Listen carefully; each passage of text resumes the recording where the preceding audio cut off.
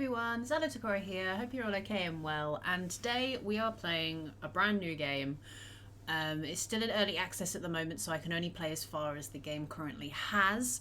But I was recommended this game by a friend of mine, and I'd actually had it in my wish list anyway because I saw it when it first came live on Steam. So today we are going to be playing Not for Broadcast. So I'm looking forward to this very much.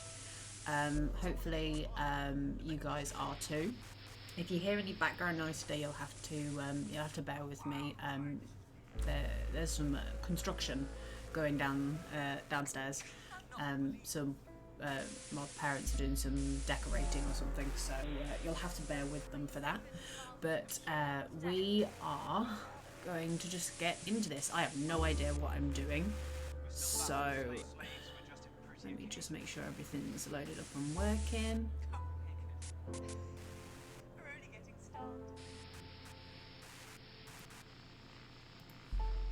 Go. Okay. New game. Enter game name. Just my name, I guess. Here we go. Jeremy Donaldson is the country's most popular and trusted news anchor. For now. I'm gonna show people some of the strange. Thanks, Edible, for the host. I appreciate it. The election. Oh, get comfy. Let's go.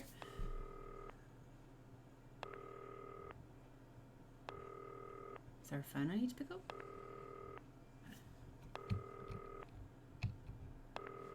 Oh shit. Hi, David, I have a call for you. I'm just putting it through.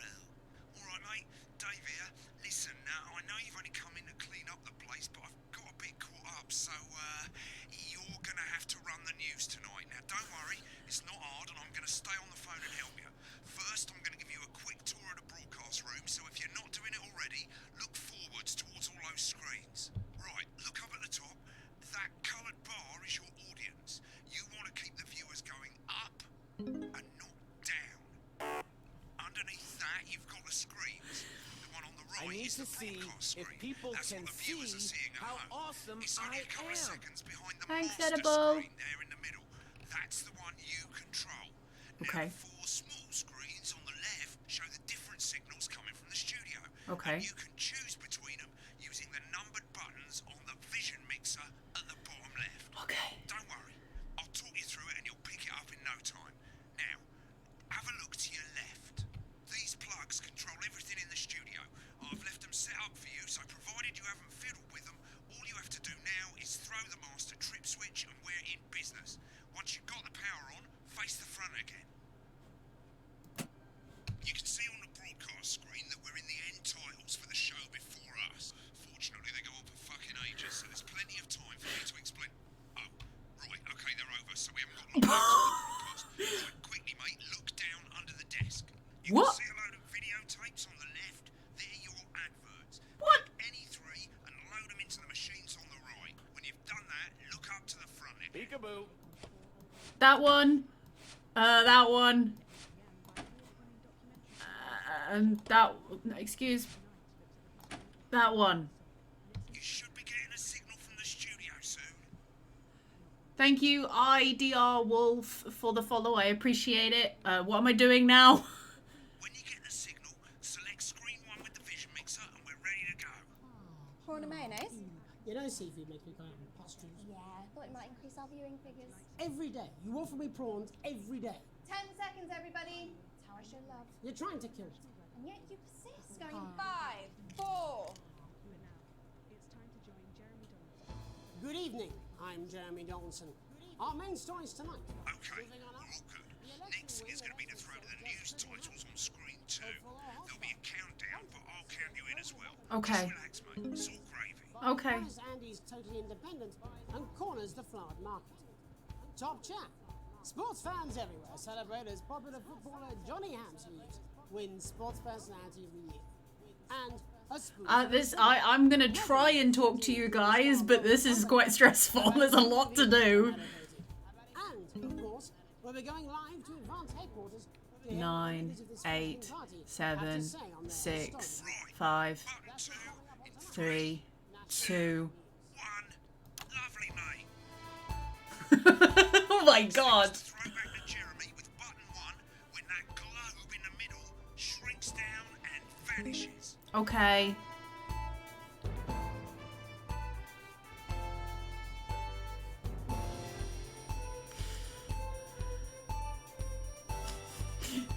This is really stressful. Here it comes. Switch to screen 1. Now. Lovely, mate. But first, the votes are in and it's a decisive win for Advance. The landslide... Listen, mate, we often get a bit of interference around this time of night, so keep your eye on the machine on the bottom right. You can move that white dot up and down, avoiding the interference, using the yellow Oh dot my as a god. of a severe lack of actual policies and of being deliberately vague. The opposition parties have all conceded defeat to Advance's overwhelming mandate. But Edible, what have you made me play? It's going well. Now is play the advert at the end of the No. segment. Ah. Make sure you don't play it too early or we'll all get fired. Now the clock at the top is counting you down to the advert. When it reaches 0, press one of the 3 play ad buttons over there at the bottom right. I normally play the first one at the first break and so on, but you can play them in any order you want. Okay. Count you into it as well. but Okay. Keep your eye on the clock. Okay. live to Advance HQ to hear the co-leader's acceptance speech. And 3, 2, 1, advert.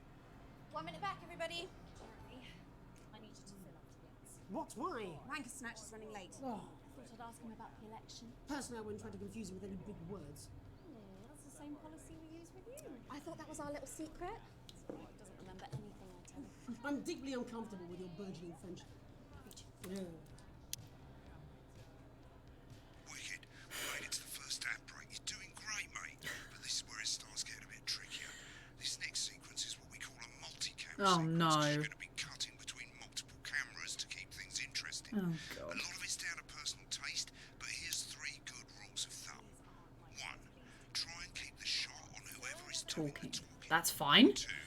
Don't stay on the same shot for too long. 10 seconds at the most.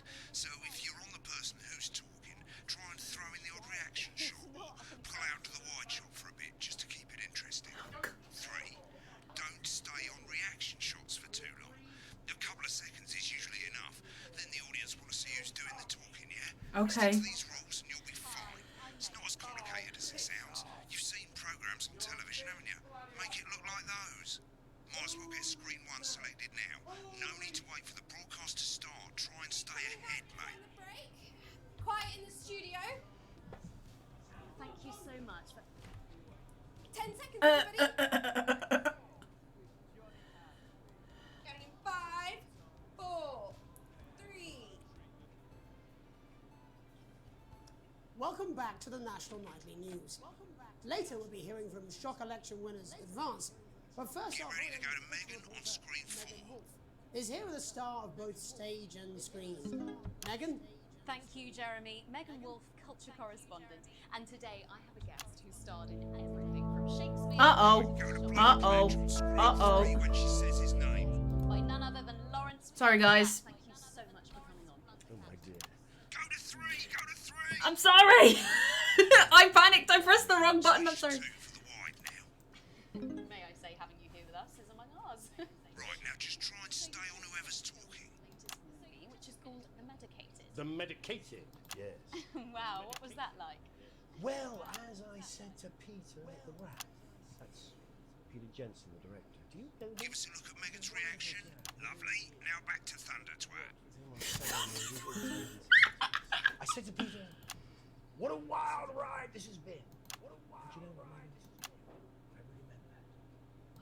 That is fantastic. And am I right in saying that the character you play in this movie is quite an academic one? Absolutely right. A scientist. Was that a challenge at all? What exactly are you implying? But seriously, yes, you're right. It was a complete departure from my last starring role when I played Sergeant Brock Rockman in Bullet Man. You'll remember that that was the true story of one soldier's fight for a love that survived. Her face. A love, of course, for grossed over $1 billion. But who's counting? It's a role that saw you scoop 2 Best Actor awards, if I remember correctly. It's so sweet of you to mention it. But I really am not in it for the awards, although those 3 little statues do take pride of place on my mantelpiece. With all the others, I'm sure. So, if you're not doing it for the awards, what is it then that drives you? It's a beautiful question, Megan, and not easy to answer. Like you, I'm a friend. Cut me, and I will bleed. And often, that's how it feels, doesn't it? Doesn't it? Bleeding, giving, suffering for one's audience. I suppose in the end, I do it for the difference it makes. I do it for the people that I inspire. The little people. But most of all, I think I do it for the positive change that I can bring about in the world.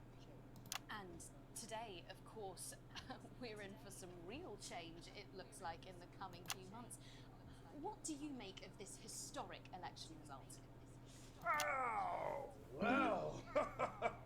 Well, now you're asking. Historic election result. Indeed. Historic is the word. Well, it's difficult, isn't it? Very difficult. But I think I've always been quite clear that when it comes to politics, one should always strive to not fuck things up. Shit, he swore. Oh, well, don't worry, he won't do it again. Sorry, I said fuck. Shit, he did it again. Okay, don't panic. I'll explain how to deal with swearing at the break. Medicated, which opens next week. Right, I've swapped the shot of Jeremy on screen 1 for a VT of the movie clip. You'll get a countdown on the screen, but I'll just let Megan cue you in. My character, Dr. Lod's Hemlock, is faced with a decision that could affect humanity's very survival. Exciting stuff. Let's take a look.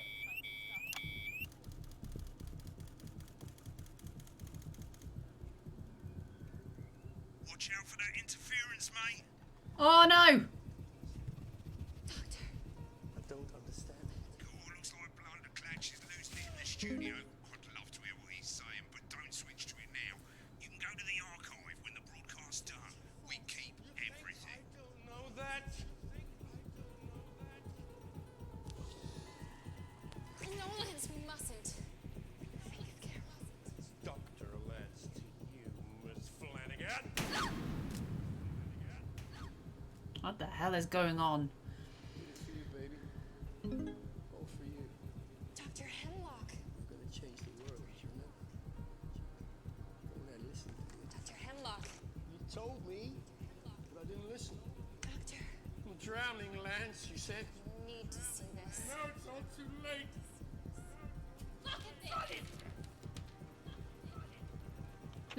This is crazy. This is absolutely crazy. Sterility. This is the key. Stop it. At Yes. the end of the clip, you'll want to play another ad. Remember to use the clock at the top to count you in. If we should.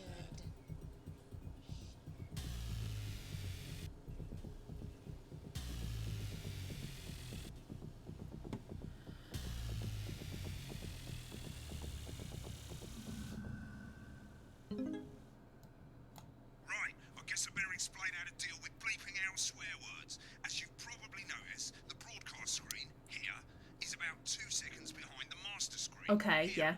When someone says a naughty word, the bleep button lights up. Okay. Like this.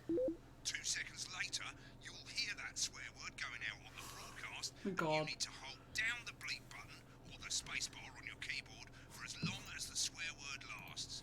It can take a bit of practice getting used to hearing 2 things at once. Just stay calm and you'll get it. And if you can't tell when to bleep, just above the button, you'll literally be able to see the sound scrolling by. All you gotta do is hold it down while the red bit is over the red line. Simple. Of course, if you do it by eye, you'll have to take your eye off the screens. That's why real professionals do it by ear. Most people like to have the volume of the broadcast screen a little bit below the master screen. Let's set it now. As you turn it up, you'll hear the advert getting louder. Good. You're set to start censoring. Like I say, it takes a little practice, but I'll try and help you through it, and soon we'll have you bleeping like a pro. My God. Button lights up, Hi guys. Hi in chat. I'll talk to you in a bit when I've got a break. Isn't it time your family? Remember to select screen 1 now that you've got the feed. Don't wait for the broadcast to go live. That's too late. You can use the number buttons on your keyboard, 1 to 4. Running the country. Seriously? We've had worse. 5, 4, 3. Welcome back. And I'm told we can now go live to Advance Headquarters, where the two leaders, Peter Clement and Julia Salisbury, are about to make their acceptance address. Shit, he's pissed. Shall I start?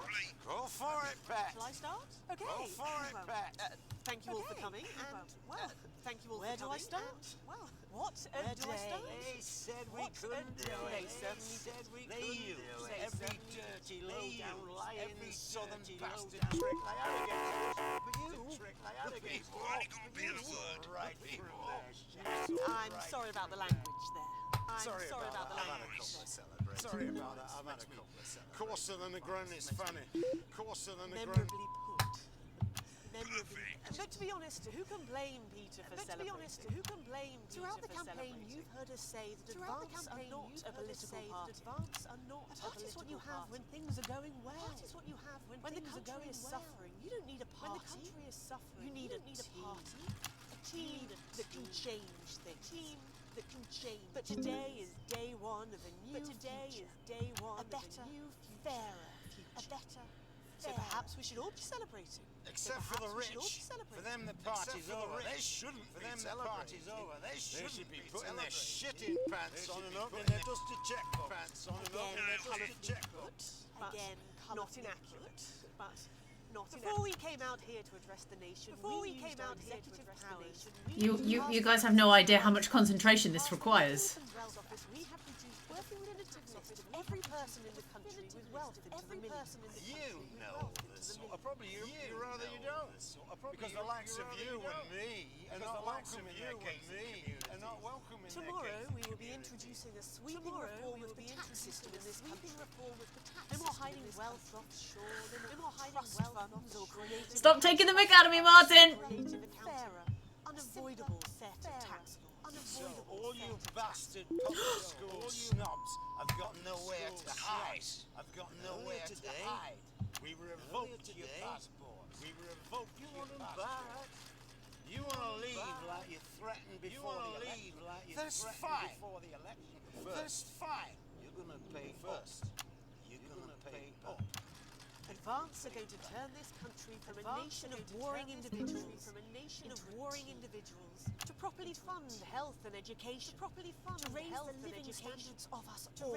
Why is he even allowed the beer on? Billions. You'll see when we reclaim what's ours. That's absolute ours. That's absolute. So to you, posh twats. The people who pay you a pittance to serve. Oh no! He said it again. The people whose children you raise. So they've got time to get even.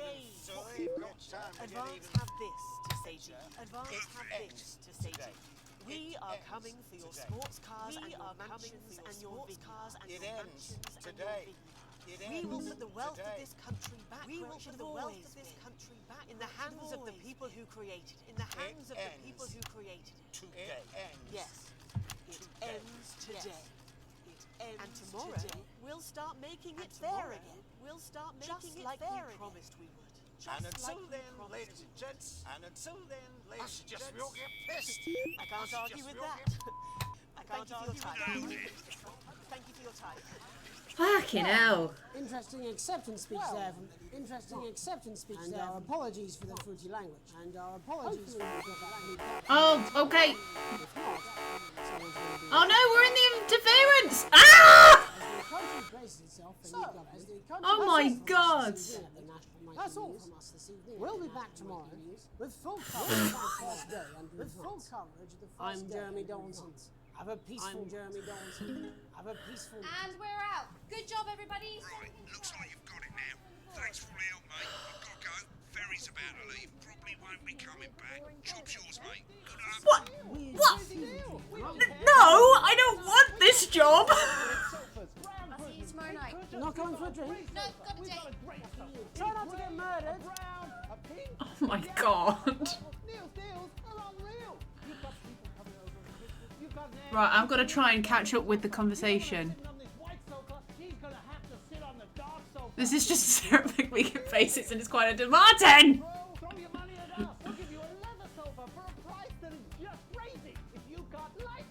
This is absolutely insane. Stop taking the mick out of me, Martin.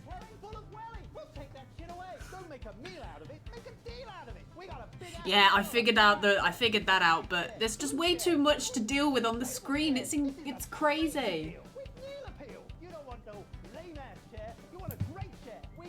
Let's just go. What did I even get? Oh god, I went to E. Oh no. Notes, not bad censoring, too much interference. Editing was just terrible. Wow. Fuck you. Went to ads late once. Great. Funds earned. What? Why am I even here? Mate, I've left you a voicemail. I thought you'd end up here. Most people come into the archive room when they're done with a broadcast. That way you can see what you did and how it looked to the public. As you can see, there's 3 sections to the archive. Broadcasts, that's what you've put out. Rushes, which is all the stuff that was on all the screens. And adverts, which is any advert that you've chosen to show. So let's have a look at the broadcasts. Okay, on the left you can see all the broadcasts that you've done. You can also get to hear from the main menu if you don't actually want to do a broadcast, you just want to see some of your past work. Select any of those and click load tape. Why not watch what you just did? When you're done, hit back. Too late, you're hired. I would take all the mic out. I would take all the mic out of you. But was Twitch chat entertained? Yes, I'm sure it probably was.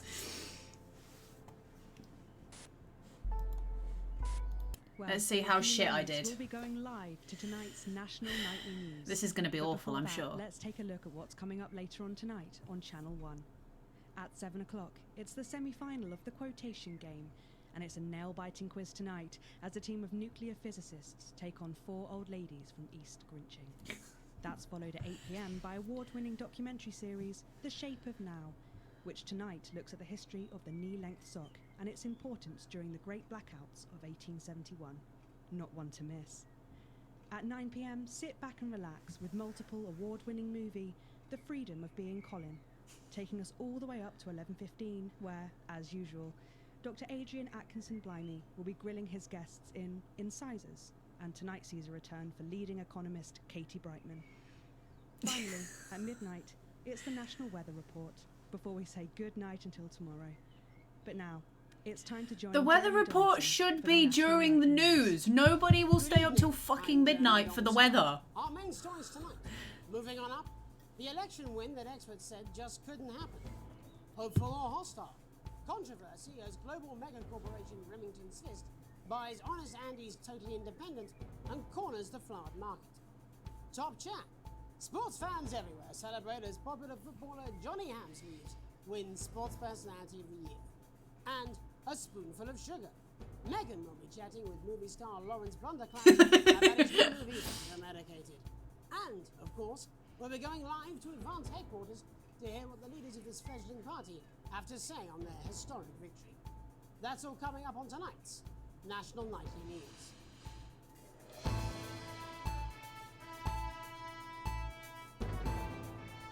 He just didn't come into the office, got me to fucking come in, and then and then was like, "Here, you have the job." I'm like, "Excuse? I don't want this job." I'm sure there should be more than one person just running the National Nightly News. You're a janitor. Oh, great.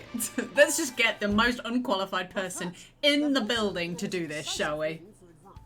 The landslide victory with an astonishing 81% of the popular vote. I have not got this, Martin. You are going to see me more stretched than you have ever seen me before. I'm sure you'll enjoy the entertainment, though. But critics have accused him of a severe lack of actual policies and of being deliberately vague. The opposition parties have all conceded defeat to Advance's overwhelming mandate, but have yet to appear publicly. However, former Home Secretary Jeffrey Jeffries has issued a statement in which he comments that we have all been seduced by the shiny wrapping paper but have yet to see the contents of the box. Sounds like sour grapes to me, Jeff. After the break, Megan Wolf will be speaking to a man whose grapes certainly aren't sour, the international heartthrob and inexplicable box office sensation that is Lawrence Blunderclatch. And later What a in the name. program, we'll be going live to Advance HQ to hear the co-leader's acceptance speech. That's all coming up after the break.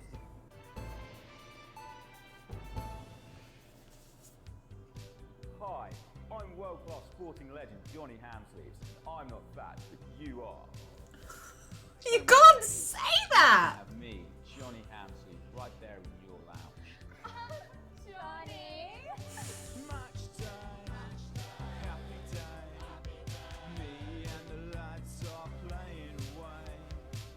I'll take you through a proper match day workout with my two cracking assistants. Who knows, within a few weeks, you could be as fit as them. What a day. In the coach cruising down the motorway. Match day, Saturday. Finished with the handshakes and we're ready to play. Did you know that fat people are less likely to laugh, marry, or live past the age of 26?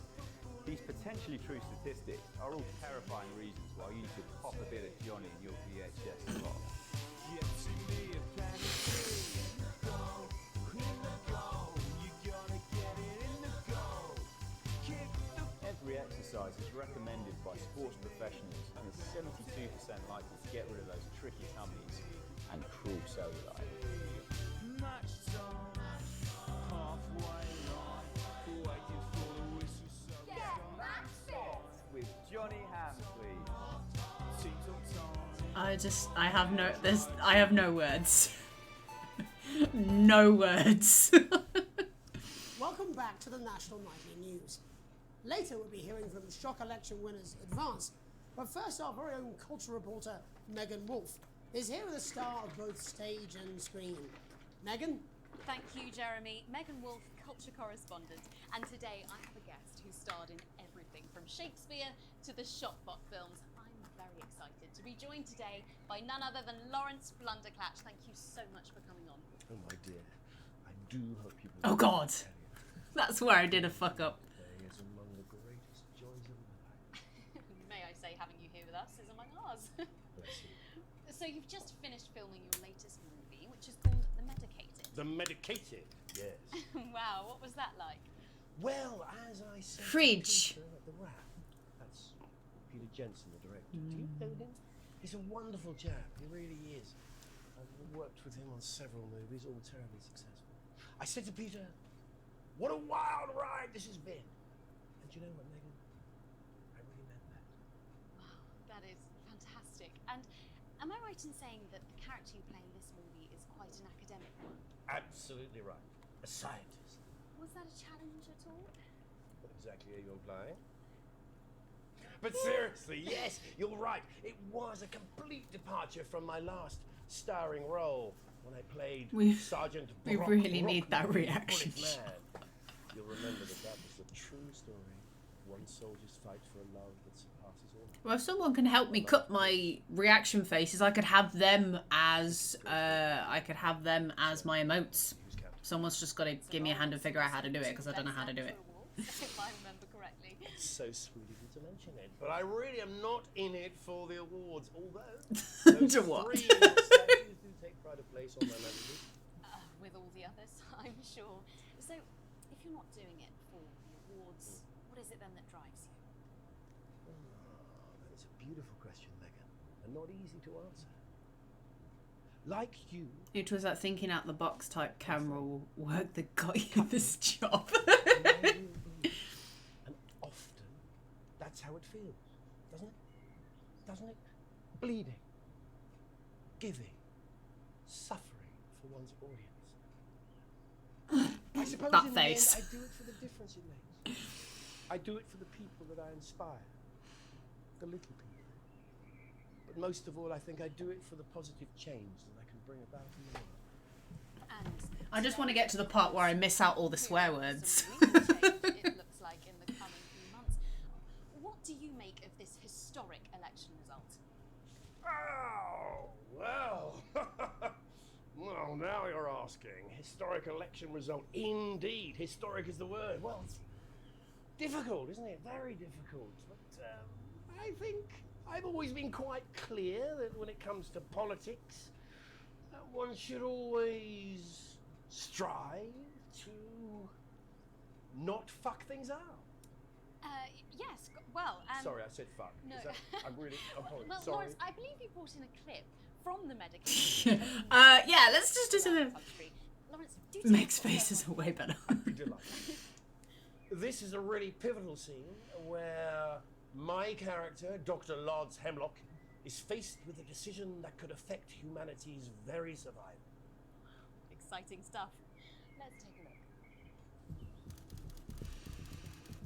look. Which one?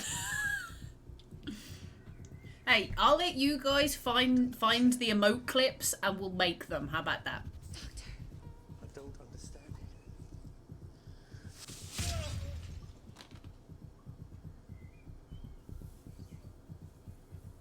It's not your fault. You think I don't know that? Nolans, we mustn't. Think of Carol. You fucking kissed him! What the fuck? Yeah, she deserved that. I'm sorry. Did it for you, baby. All for you. Dr. Hemlock. Gonna change the world, Johnny. Won't I listen to you? Dr. Hemlock. You told me, but I didn't listen. Doctor. I'm drowning, Lance, you said. You need to see this. No, it's all too late. Look at this! The virus. The sterility. This folder. This is the key. Let's stop it all. Yes, we could stop it all. We have to ask ourselves if we should.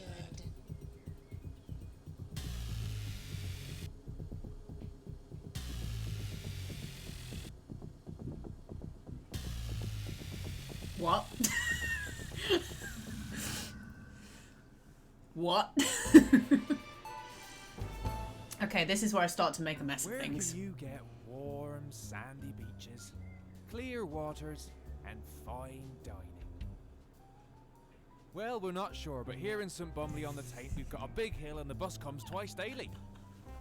Visit picturesque St. Bumley this summer and experience the holiday Oh that's my simply God. unlike any other. What the fuck? Come and visit the abandoned spade factory. Your kids will love exploring the old production line in relative safety. Grab your tetanus shots and come down today. There's no gift shop, but feel free to grab an old handle from the skip out the back.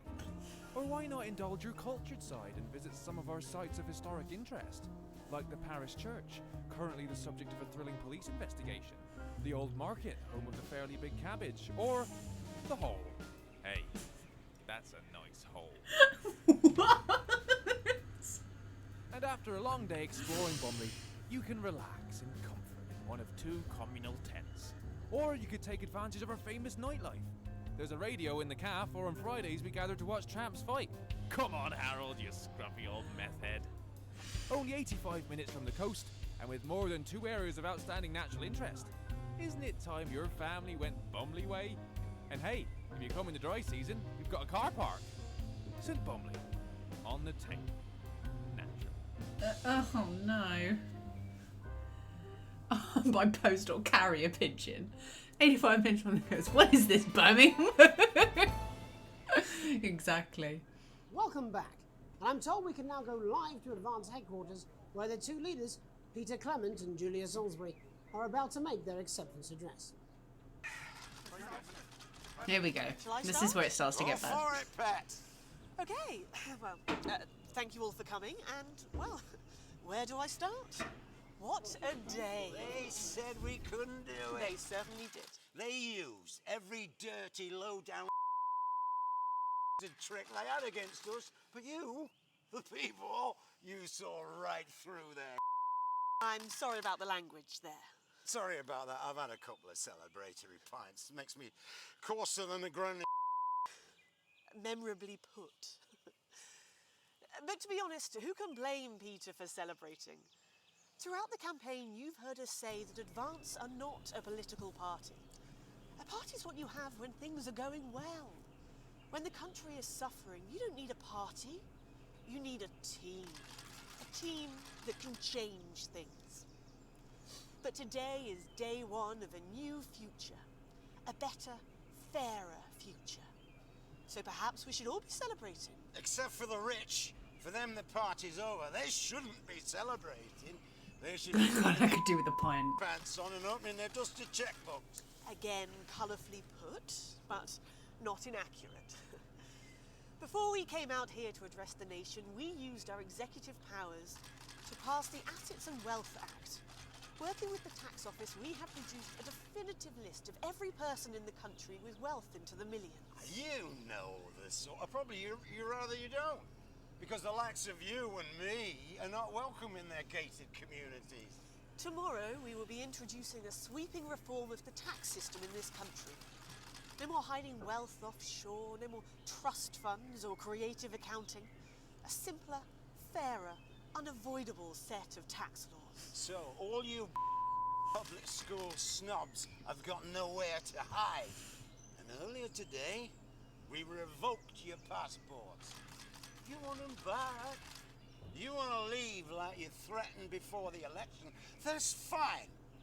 But first, you're going to pay up. Oh my God. You're going to pay back.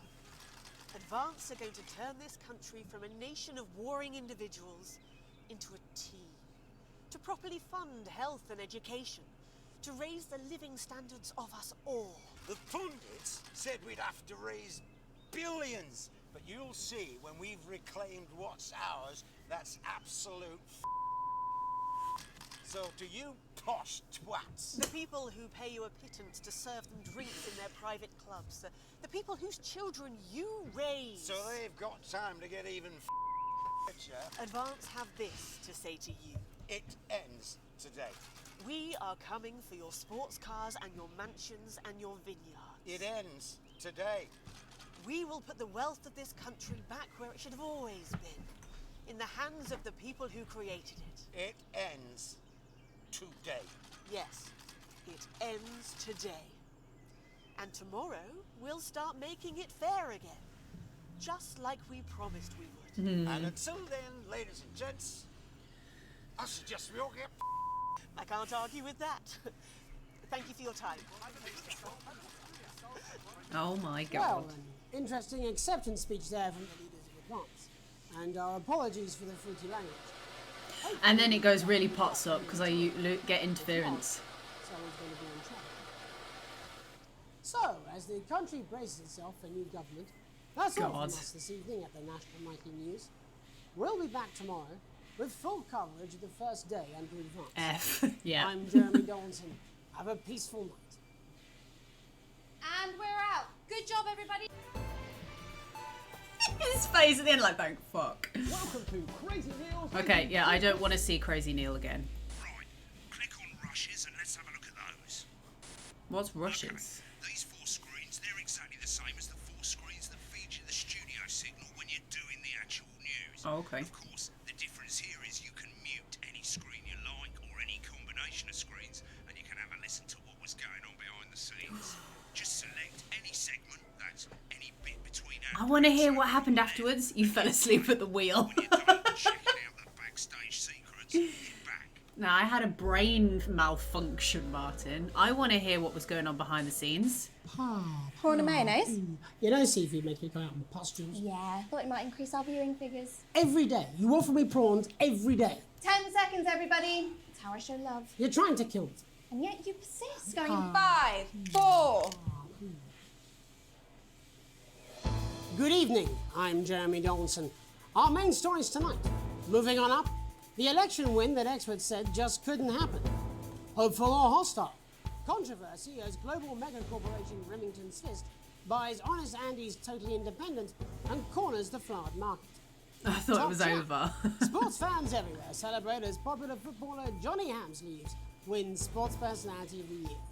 And a spoonful of sugar. Megan will be chatting with movie star Lawrence Blunderclatch about his new movie, The Medicated. And, of course, we'll be going live to Advance headquarters to hear what the leaders of this fledgling party have to say on their historic victory. That's all coming up on tonight's National Nightly News. 30 seconds back. Here we go.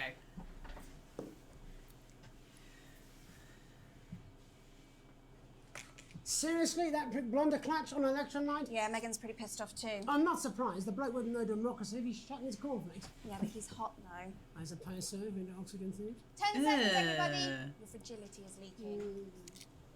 Going in 5, 4, 3. But first, the votes are in and it's a decisive win for Advance. The landslide victory, with an astonishing 81% of the popular vote, is the biggest Mute election on win mute. in living memory. Advance appealed to voters up and down the country with their bold promises of permanent change. But critics have accused them of a severe lack of actual policies and of being deliberately vague. The opposition parties have all conceded defeat to Advance's overwhelming mandate, but have yet to appear publicly. However, former Home Secretary Geoffrey Jeffries has issued a Geoffrey statement which he comments that, Jeffries. "We have all been seduced by the shiny wrapping paper, but have yet to see the contents of the box." Sounds like sour grapes to me, Jeff. After the break, Megan Wolf will be speaking to a man whose grapes certainly aren't sour, the international heartthrob and inexplicable box office sensation that is Lawrence Blunderclatch. And later in the programme, we'll be going live to Advance HQ to hear the co-leader's acceptance speech. That's all coming up after the break. 1 minute back, everybody. Jeremy, I need you to fill after the ads. What? Why? Wanker Snatch is running late. Oh, Thought I'd ask him about the election. personally, I wouldn't try to confuse him with any big words. That's the same policy we use with you. I thought that was our little secret. It's all right, he doesn't remember anything I tell him. I'm deeply uncomfortable with your burgeoning friendship. Love you too. Yeah. Let's try this. These aren't my cards. Please tell me these aren't my cards. No, they're the right ones, apparently. But this gives me nothing, Jenny. They must see that. Oh no, I think they think you won't have anything to say. Oh, for God's sake, come on. It's a huge day. He's not an... Absolute bonehead.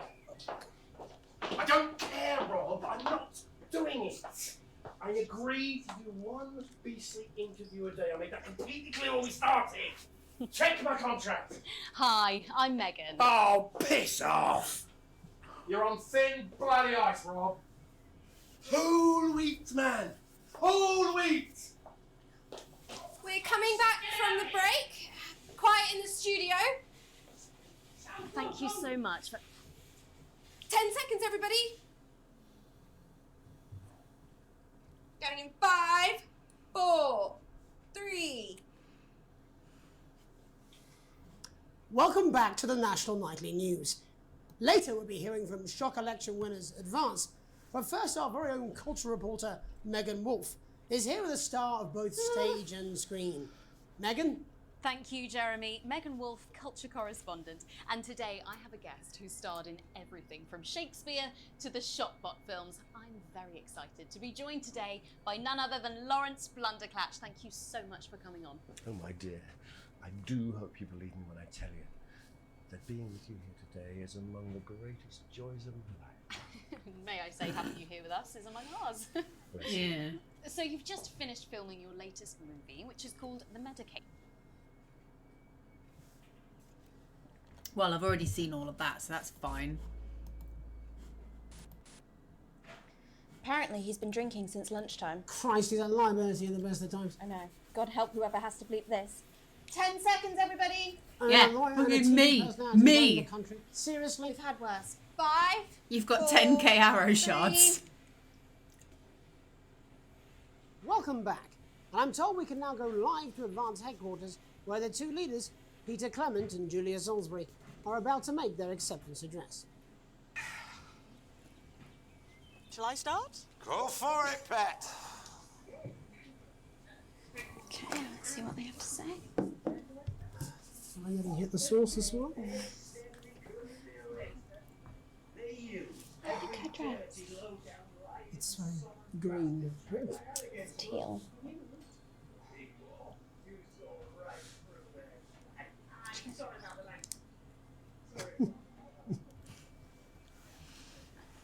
I like this. He's being nosy.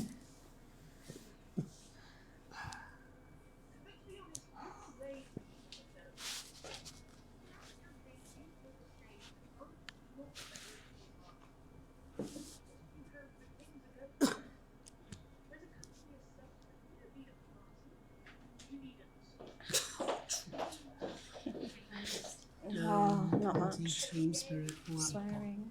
Swearing. Oh, nosy Meg. Ah, well, if someone gives me the opportunity. I'm as nosy as she is.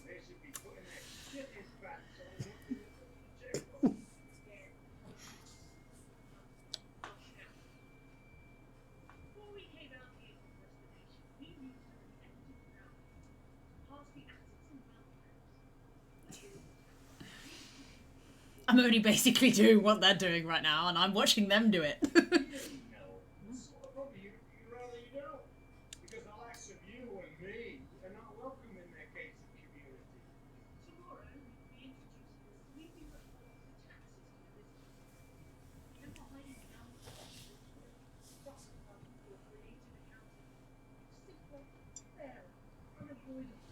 Can I do?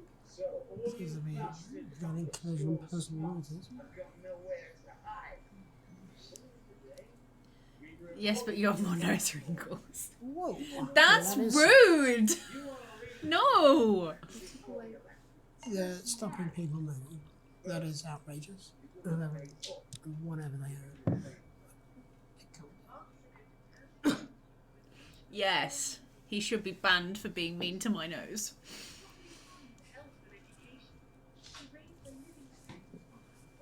The pundits said we'd have to raise billions. You'll see when we've reclaimed what's ours. That's absolute ferret shite. So for you posh twats, the people who pay the bricks in their private homes, the people whose children you raise, so they've got time to get even fucking richer. The world's have this to say to you. It ends today. We are coming to your Yes, inside.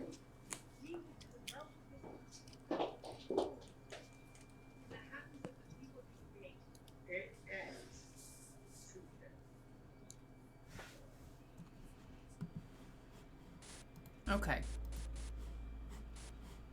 Right, we're gonna hope you guys are ready for some more stressed out me. We're gonna jump back in for the next round, next day.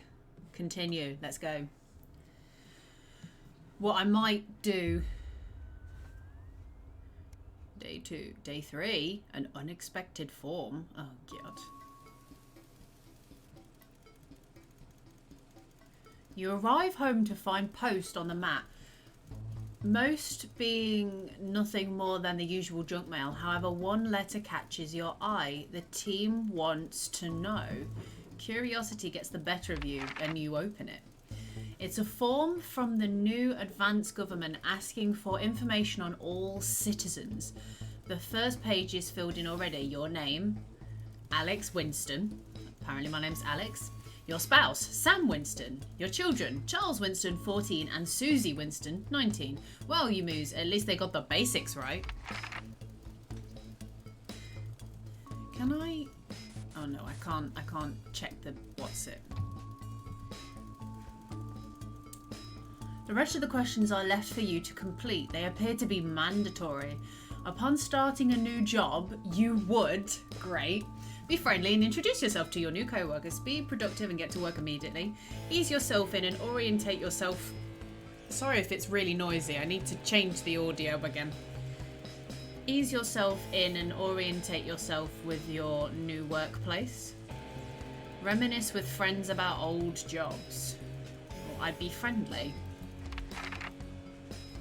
Actually, I'm just going to quickly go and update the options. Sorry, it's just it's extremely loud for me, and I don't want it to be too loud for you guys either. So, what did I put it to? So master streams there, TV screens, room, music. We'll put that here. Hopefully that's going to be okay for you guys, and we'll just jump back in. We'll jump back in.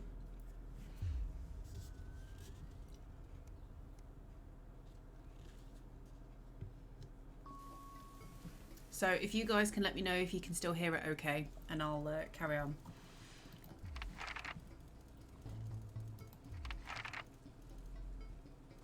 So yeah, be friendly. Question 2. A colleague in a different department has confided in you that they've been taking home confidential information. Now a file of minor importance has gone missing. You would help your colleague cover up the violation. No. Recommend that your colleague reports it. Promise your colleague that you won't tell anyone or report the violation to your supervisors immediately.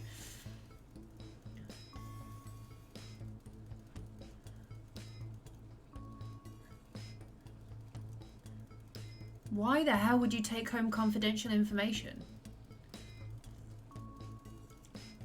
Recommend that your colleague reports it.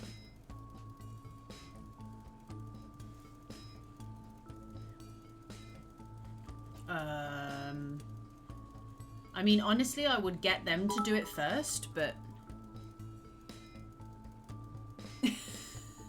Thanks, Edible. Appreciate the bits. Thanks, dear. I tried to get some bits the other day for mine as well, so I could start distributing it out to people, and it kept saying that it wouldn't let me do it. It kept saying there was an error, so I can't give anybody bits for whatever reason, which sucks, but I mean, if it's important confidential information, it should just get reported, so I'm gonna be a bitch and report it. An entire department was fired today for consistent underperformance. Your boss has put in place new targets that are significantly higher than the previous ones. You would leave work on time, stay late to ensure you hit the first deadlines, leave work early and head to the pub to chat about the changes with the colleagues, or leave work early and head home to see your family. I mean, I'd just leave work on time. I don't like leaving early anyway. I wouldn't leave early from work unless I was told I either had to or if I was told I had to. Like, oh, we don't need you anymore, go home. It's like, oh, okay.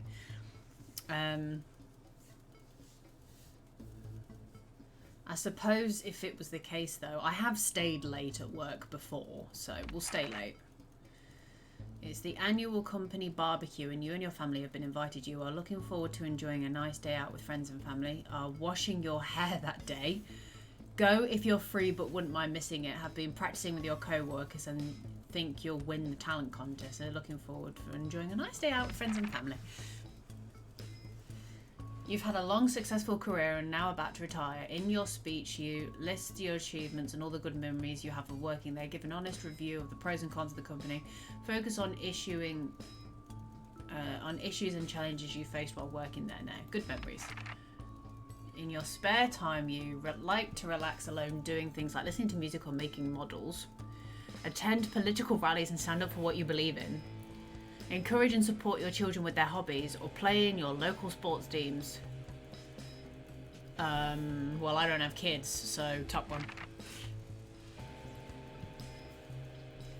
Your ideal holiday getaway would be surrounded by natural beauty, getting away from the strain of daily grind, exploring somewhere unfamiliar and discovering new places and challenges. A structured day out at a theme park bursting with thrills and attractions for you and your family, or a romantic getaway. Well, can't do the bottom one. Hashtag forever alone.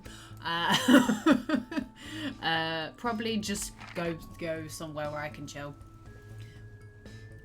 It is most important that the government keeps people safe, free, happy, or equal.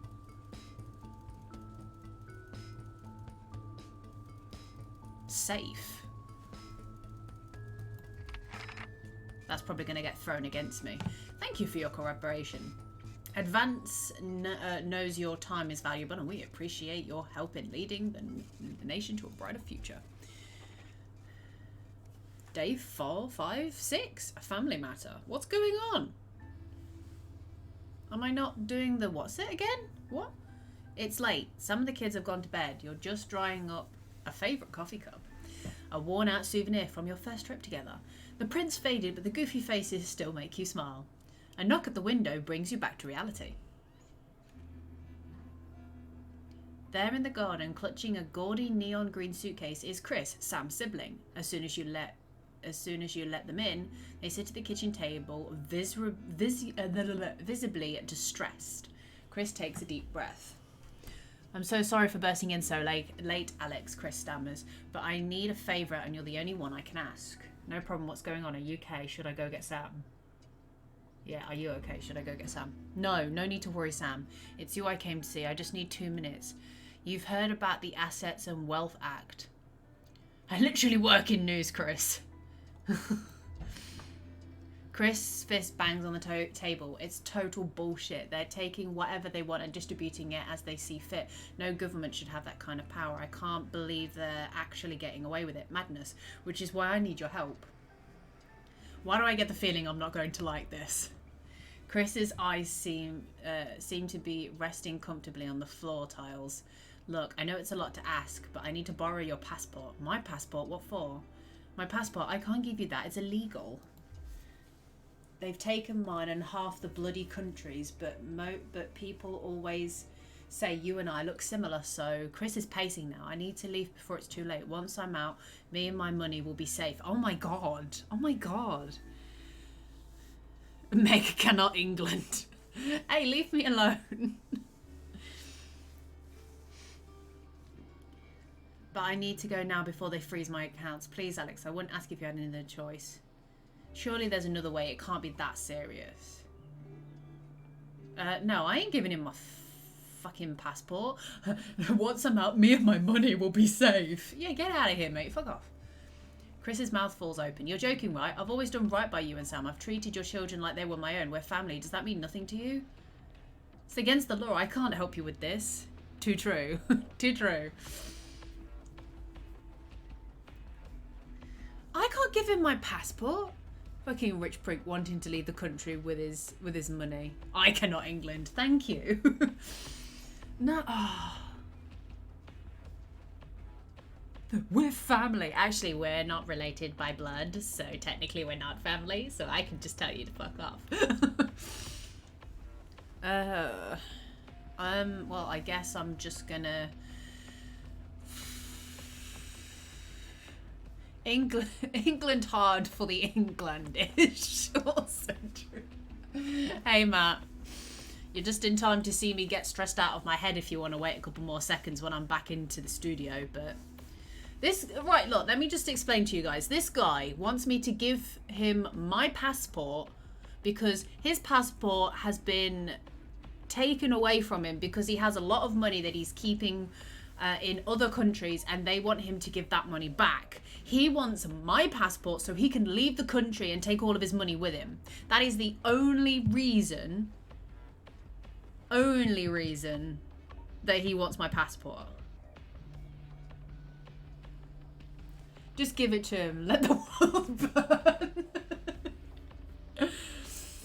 Oh my god. Right, come on. Come on, Edible. Come on, Martin.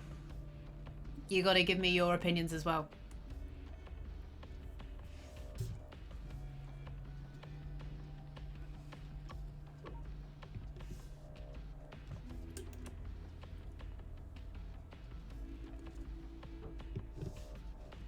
Very Jokerish of you. Yeah, he is pretty much on that side, to be fair. Give it to him for the lulz. The rich doesn't deserve to get richer. Tell him to piss her off. That's 2-1 though, so...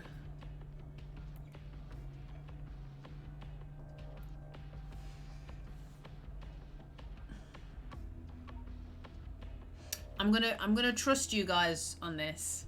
I mean, although Martin says do it for the lols, but sorry, Edible. As much as that would be me, I'm just gonna see what happens if I do it. Majority.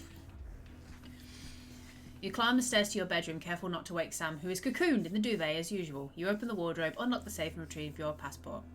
A sleepy voice breaks the silence. Alex, what's going on? Do I literally just fucking like have a like go for it and be like, Chris is downstairs, he's leaving the country and he needs my passport. Oh fuck it, yeah, I want to do that. Sam sits bolt upright now, all thoughts of sleep gone. What? They're leaving the country? Are things really that bad? Apparently, but they'll be fine if they can leave. Chris can take my passport and get out, according to Chris, but I'm not so sure. I don't know if I really want to give up my passport. Yeah, dob him in. There we go. This must be tearing Sam apart. Their family has always been so close. You know what I would do, Sam says finally, but it's not my passport. I can't ask you to give it up. You're right, I'll do it. Family comes first. I'll be back in a minute. I can't do it. I'm sorry, sweetie. I think Chris is overreaction and I could get into real trouble for it. Dump him into the poor authorities. Yeah, just ring up going, so there's a guy who stole my passport. Do you mind, you know, attacking him when he gets there? So I'm still back to the same question of, do I just give him my passport or not? Because she would quite happily give him her passport. I'm back to square one again. Sam sounds like a bitch. Yeah, she's just like, oh yeah, I'll totally perform illegal. Send Chris to the gulag. So are we all... Yeah, Chris needs a 1v1. Are we all in agreement that I'm just going to say, no, you can't have my passport? Because that seems to be the running theme here, that everyone's just like, you know, dob him in, get him in trouble. Is that the overall pointer here? You give it, see what happens. Okay, we're going back to the original one. You're right, I'll do it. Family comes first. You close the safe, excuse me, and head back downstairs to find Chris at the table fidgeting. They jump up as soon as you re-enter the kitchen. So, have you got it? Take it downstairs. Sorry, Chris. It's against the law. You can't have my passport even though it's in my pocket. Yeah, here, good luck with everything. Family loyalties. For the first time, Chris smiles. It's infectious. Thanks, I really appreciate this. I'll get back in touch once I'm safely out of the country. Chris takes the passport and... Excuse me. Sorry, guys. Breathing a sigh of relief, grabs the nigh-on fluorescent suitcase. Why the hell would you have a fluorescent suitcase in the middle of the night, you dipshit? You're going to be spotted so easily. And heads out into the night. You head to bed hoping you can prise some of the duvet away from Sam without waking them. Thank you. But divorce Sam. Oh no, we're going back to the studio. Oh no. Oh no.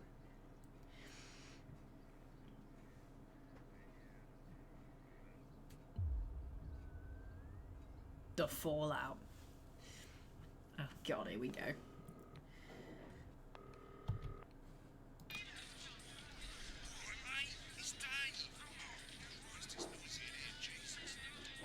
Are you in a nightclub?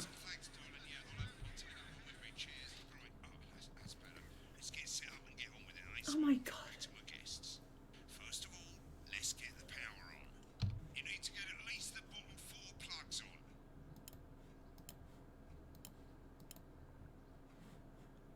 Right, let's load up the adverts. You might want to have a bit of a think about it. Your decisions have consequences, don't they?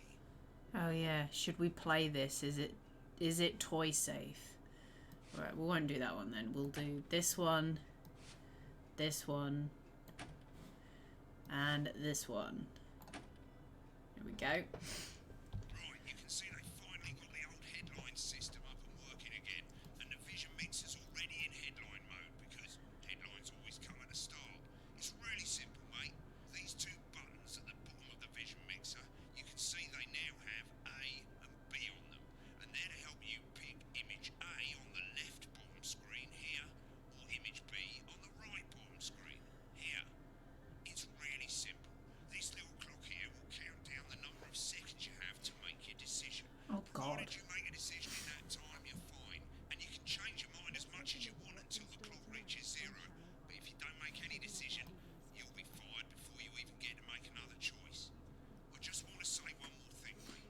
The pictures you choose to show of these people, well, that's how the public is going to perceive them, and that's going to affect their lives. So like with the adverts, choose carefully. And we're off. Good luck, mate. If I get time, I'll call you back in the next break. Yeah, I'm coming, darling.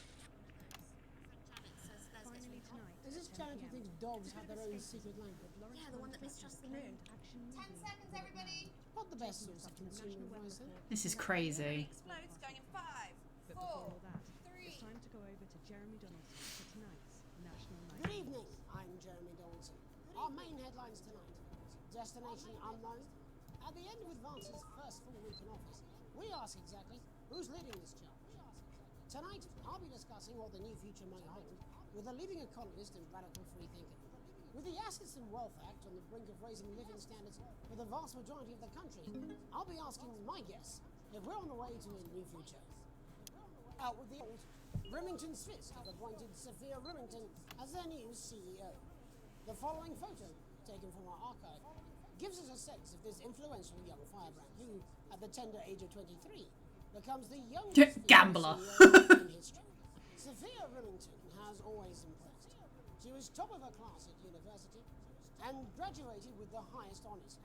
And then went on to be a gambler. The markets have responded favourably to Sophia's appointment, with stocks rising 30 points in light of the announcement. In her first press conference this afternoon, Deere announced a children's toy named Mr. Snugglehouse. Sophia promises it'll be all the rage this Christmas, but concerns have been raised about the product's safety. Making a splash. Intrepid scientist Dr. David Wong and marine biologist Ingrid Swarsborg and Horgensford have today set off to explore the data.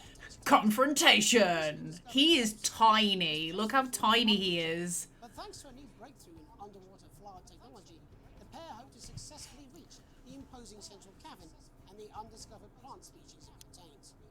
This is, of course, only the latest in a series of successful expeditions for this unlikely pairing.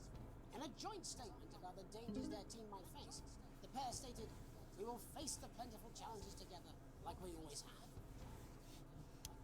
Playing, rumours abound as sporting legend Johnny Hamsleeves is snapped leaving Bush, one of the capital's hottest clubs. The footballer was called Sports Personality of the Year last week, as reported by this very programme. Johnny is seen here with socialite and performance artist Tiffany Lamore, whose recent show, Snatched Inside My Snatch, has kept her firmly on the guy. Could romance be on the cards for these two budding A-listers? And grievous bodily charm. Advance promising a radical new position on crime. How afraid should we actually be? I'll be going live around the country to talk with people who've seen the criminal justice system from every perspective. With more and more powers passing to the police and less oversight. Are we using an advanced-shaped sledgehammer to crack a nut? All that, and Megan Wolf and a group of young actors already experiencing the positive side of the new Assets and Wealth Act firsthand. They'll be talking and performing later. That's all coming up on tonight's National Nightly News.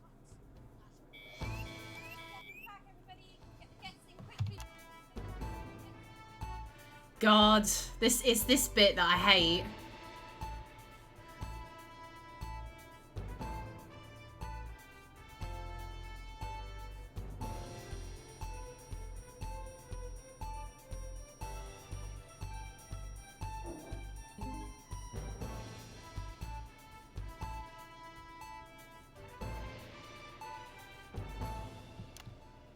In the wake of the government's swift enactment of the Assets and Wealth Act, we're talking about Advance's first week in office and what the new future holds. Joining me are Katie Brightman, a leading economist, and Alan James, author of Alan James is Right, The Free Man's Guide to Waking Up. Alan, the government certainly haven't dragged their heels on delivering some of the legislation they promised. But what does the Wealth Act mean for us? Nothing, Jeremy. We're still vassal slaves, we're just in prettier cages. A confident dismissal there. Katie Brightman, do you agree? I'm afraid I don't, no. I think that Advance have realised that the current economic system of unlimited, unending growth is untenable, so they're changing things up. Here I agree with you. They're moving to the next steps in the grand plan. Grand plan, Alan? It's all in my book. Alan James is right, Jeremy. We're to become the great herd, ignorant, sterile, and short-lived. That's what they want. Or perhaps Advance have just realised that if we carry on the way we are, we will destroy ourselves and this planet in a mad orgy of consumption, if you'll excuse the colourful metaphor. Yes, orgy is the right word. Only it'll be the overlords having an orgy on our poor broken backs. It's all in my book. Alan James is... Shamelessly self-promoting? Katie, how do you think the rest of the world will respond to this new approach? I think they're watching carefully. Advance are the most disruptive threat that world powers have faced since the last Great War. Yes, Katie's right. War is inevitable. And this will not be a war like we've ever seen before. We're talking millions of deaths. We're talking high-tech weapons that can level entire cities. We're talking... Out of the wrong orifices? What you like, Jeremy, but when they murder your parents and they poison your food and they take you away to their camps for hypno-brainwashing, we'll be laughing then. That might be a great way to sell books, Alan, but you know full well that isn't going to happen in democracy. Democracy is dead. Yes, advance are radical, and change is always frightening, but the truth is that the Wealth and Assets Act has made more than 90% of the population wealthier and is on target to produce a permanent end to poverty. Bollocks! What this young lady doesn't understand, Jeremy, is that these are the same people. Maybe they've rebranded, but it's all a little circus act to keep us from seeing the tyrant behind the curtain. That's where you're wrong, Alan. For a start, Whoops. we've mobilised the youth vote like we've never seen before. You say mobilise, I call it grooming. The grooming of an entire generation to walk happily into eternal bondage. They're like psychic paedophiles. But based on the facts. Katie, what are your positions? The Assets and Wealth Act is only the first step. Advance now have a historic budgetary surplus, and as well as properly funding our public services, they're already funneling unprecedented amounts into scientific research in the arts. Or, as I call them in my book, Frankenscience and opiates. Like opiates, see? Can we get back to the issue at hand, please, Alan? This is the issue. It's all coming from the water, the chemicals, they're pumping it full of belief juice. Don't get me wrong, I want to see these changes, but only if they're sustainable. If Advance lose their power after spending half of our GDP on dismantling infrastructure, that could be catastrophic. The catastrophe is that they're succeeding. They've got us sat here talking about their puppet show. All right, we're running out of time. Quickly, Alan, what does the future look like to you? A bleak space where we've all been figuratively sodomized into submission. No, of course. Katie? We might be on the eve of a brave new world. God knows we need some change, but we need to be cautious. Let's walk forwards with our eyes open. Two very different visions of the future there. Alan James, Katie Brightman, thank you for joining me. When we come back, I'll be investigating law and order before Megan meets some beneficiaries of the Assets and Wealth Act. That's all coming up tonight on the National Nightly News. 1 minute back. You know, I think they might do some good. I hope so too, Jeremy. How much are you being paid by them then? Oh, shut the fuck up. Absolutely fucking fine, I tell you. How's it going, actually? Fuck it, I don't care. I hate the fucking. Oh, bloody hell, I love this tune, though. All right, mate, see you later, bye. Oh my god.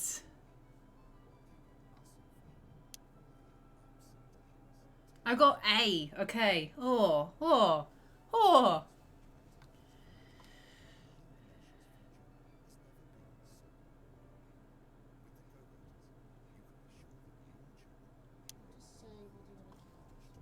Shaky though, she's good, you know she is. 10 seconds, everybody. If that sticks, I'll just... 5, 4, 3. Welcome back. In our second segment, we're going to be taking a deep dive into the state of law and order in our country. Advance have already tasked what they are calling a solutions team to move this serious social problem to the top of the list. Tonight, we go behind the headlines to meet the people. I don't know why that did an alert. Every day of their lives. First up, we have Gregory Judge, a lawyer who sees the problems close up on the front line. Can you hear me, Gregory? Yes, I've got you, Jeremy. Thanks for having me. What's it like on the front line of the hard face and the cold hand of justice? Well, as you can imagine, Jeremy, we are massively understaffed in this country. We're working every hour we can just to try and cope with the caseloads on our desks. Which must affect the quality of support you can offer. Well, we can barely keep up with demand, Jeremy. There just simply isn't enough being done at a systemic level to relieve the problem. We need more support from ministers. We need change at a structural level, I'm Jeremy. leaving, Greg. Have a good time, darling. It never is it? I'll be at my mother's. Just hang on. The problem isn't a local one, Jeremy. It's nationwide. Just give me 5 minutes. I'm talking to Jeremy Thomas. Have you mentioned your affairs? No. Well, the affairs of the Justice Department that we should be concerned about. Hello, Mr. Donaldson. Hello, Mrs. Jones.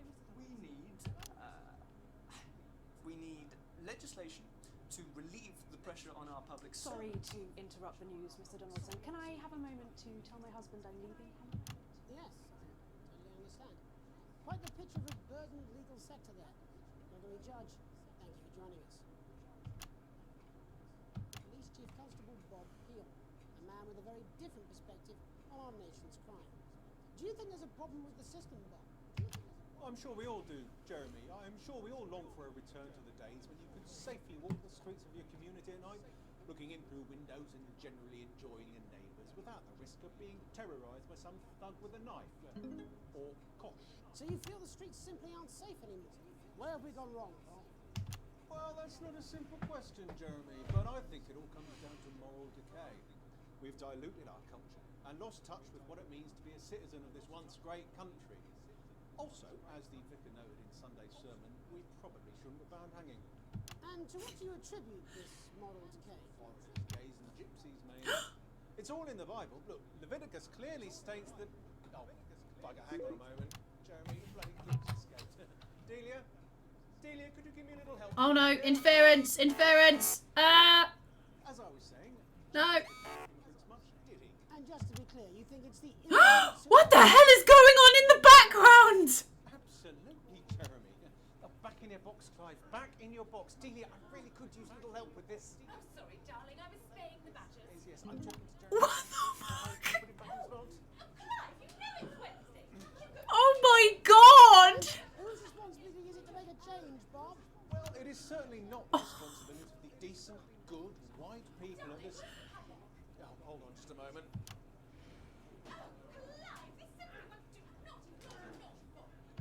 Clive, I am not having this again. What the frig is going on in this house? As I was saying, Jeremy, moral decay. Crime is the responsibility of the criminal, no one else.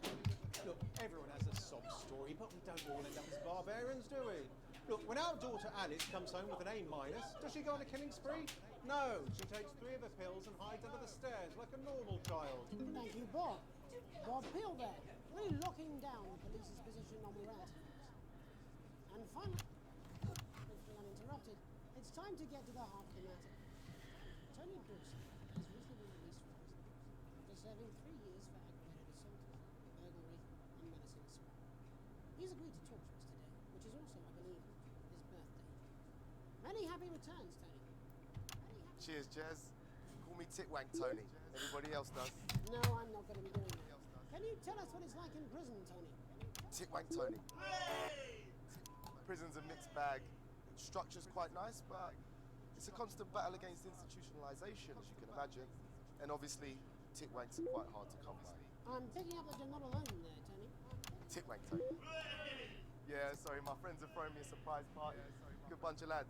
Okay, well, we're trying to get back to that party as soon as possible. First, let me ask you this.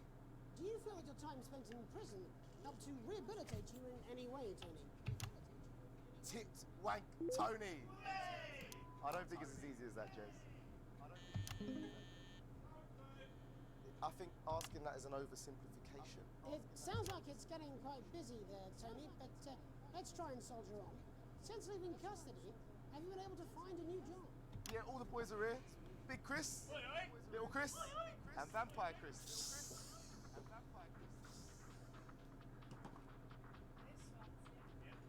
One sec, love. Titwank Tony's on the loose. Rehabilitation's difficult with the current system, Jez. It's just not set up for it, you know? It's inherently unjust. So, do you feel tempted to... I'm sorry, who's this now? You are joking. Chrissy Freebollocks has only got Mr. Fancy, oh. Not now, fellas, I'm on the loose. It seems like we've caught you at a bad time. I can't really hear you, mate. It's getting a bit busy here. Yes, we seem to be losing the signal here, Tony. Fucking way, Las Bolitas!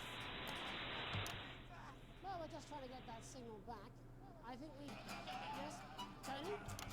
Tony, I mean, we were literally away for 2 seconds. How has this happened, Tony? Can you hear me? Well, we seem to have lost our train of thought.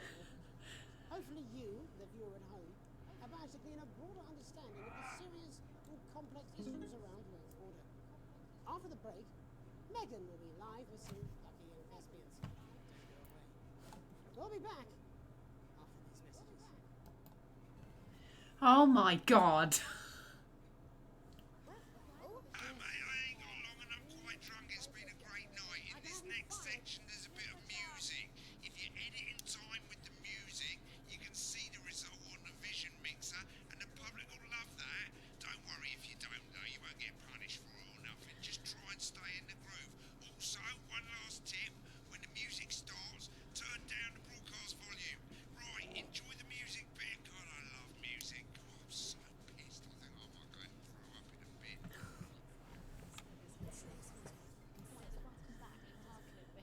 This is on you. 10 seconds, everybody. We're gonna open on Megan. Camera 2. Going in 5. Got it. 4. 3. Welcome, Black. I'm Megan Wolf, and on tonight's Culture Spot, I'll be chatting with one of the first beneficiaries of the Assets and Wealth Act, a team of inspiring young people from Scritchford Sixth Form College, who today received a grant from Advance to take their play, Hey, Friendship, on a tour of local secondary schools. Welcome to you all. Well, let's start with you two, Harriet and Charlotte Winstanley-Hamilton. Girls, you must be thrilled. We are, Megan. We're overwhelmed, to be honest. And I believe you two are sisters, is that right? Yes, Charlotte's my oldest. I'm the older, more popular one. I'm joking. Harriet and Trey were really the ones who came up with the whole idea. So, Harry and I were shooting the breeze in the cafeteria, and I said, hey, let's actually do something. So I went to look for a drama teacher. But she'd been laid off due to budget cuts. Fortunately, I directed a pantomime when I was at university, so I knew the ropes, as it were. Right, yes, but you're the maths teacher, aren't you? Yes, that's me, Jeff Algebra, maths teacher. Maths is really important. Oh, thanks, Steve. Maths is really important. Yeah, thanks, Steve. As is theatre. It's one of the oldest art forms in history. Aristotle believed. I just think that when we travel around all these problem schools and the poor kids see us, they say, hey, I really want to be like those attractive kids. And that's a very beautiful and powerful thing. We touch our audiences and they touch us right back. I suppose with a surname like Algebra, there was really only one choice of career for me. My wife, Angela, and I, we often laugh about it. Angela Algebra. Yes. We just want to bring a bit of song and joy into people's lives. And teach people about the difficult issues. The issues in the play are what really matter. And I think you're going to be showing us an extract from this play, aren't you? That's right. To put it into context, I play a young first year who's having some troubles at school. Her character doesn't actually have a name, yeah? Because, in a way, she's like all of us. It's like a metaphor. Maybe she's you at home, or like maybe she's you, Megan. That's really important. Yeah, thanks, Steve. Got it in, Coach. Yes, thanks, Steve. Right, well, I'm going to have a little chat with your teacher while you run off and get ready. I can't wait to see it. That's it, that way. So, Jeff, when did you first hear about the grant? 2 days ago, a letter from Advance arrived at the school. Now, the headmaster thought it was all a prank, but his secretary retreated from his bin and brought it to me. How? How did you react? I also threw it in the bin. But then, Harriet and Trey rescued it, and they rang the number at the bottom of the page, and next thing you know, we're on tour. Wow. Well, I think we can all guess which way you'll be voting from now on. Do you know what? It's funny, because Angela and I don't usually vote. We're not very political. I'm a mathematician, of course, and she's paraplegic, maybe. But we did used to watch that Peter Clements DIY show back in the day, and so we thought, why not? Let's have a go at this whole democracy thing. Okay. And here we bally well are. Good stuff. Fucking brilliant! So, let's have a look at a short section of Hey, Friendship.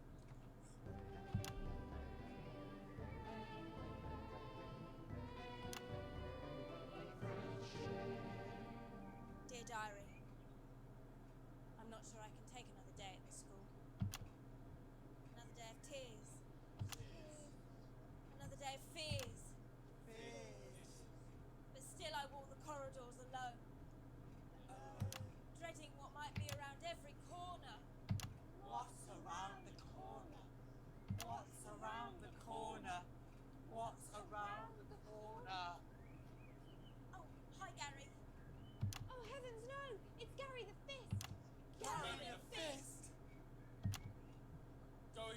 little first year? Great. I've been looking for some poor victim to bully all morning, but will this make me feel better about my violent father? Excuse me, I'm late for maths. It's my favourite subject. So important. What? Maths is for losers. My arm's stuck, coach. Just keep going for fuck's sake. Right, maths is for losers. Now, give me your lunch money. Double lunch for me today, but why am I only truly happy when I'm eating? Not today, Gary the Fist. What do you mean not today? Who are you? Oh, my arm's free, coach. Brilliant, keep going. Right, who are you to stand up to me? I'm Gary the Fist, and you're just a sad little girl with 2 gay dads who's all alone. That's where you're wrong, Gary the Fist. These are my 2 new friends. Vanessa is captain of the netball team. Yeah. And Blake owns a motorbike. Yeah. But I can't fight all 3 of you, and I don't have any friends of my own.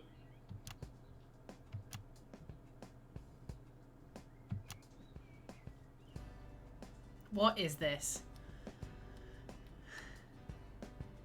Take a look at me. Take a little look at my face. What is going on now? I'm so confused. I could be you. And you could be me. Or you could be me. Life can be peachy keen if you work as a team. It's my choice to be mean. So stop now, make a different choice. Listen to that inner voice. Hey, listen up, I won't take no crap. Who said middle class girls can't rap? I ain't afraid of your crew lads. I'm a mother loving rebel, but I still love maths.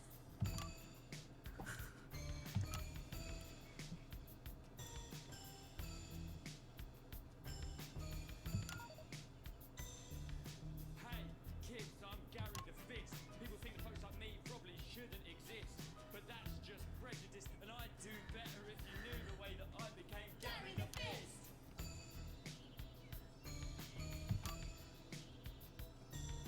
I grew up on a council estate. The park was hip, but the flats weren't great. My dad used to come home drunk and late, and he'd hit my mum for dinner. He had to wait. Where's my dinner?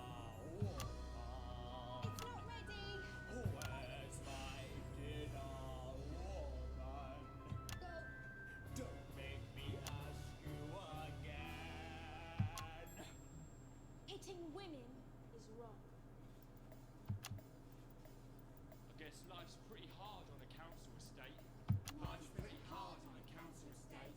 Life's pretty hard on a council estate. Life's pretty hard on a council estate. Life's pretty hard on a council estate. Life's pretty hard on a council estate. Life's pretty hard. I have no idea what's going on right now. So damn hard on a council estate. Life can be peachy keen Yeah, yeah, yeah.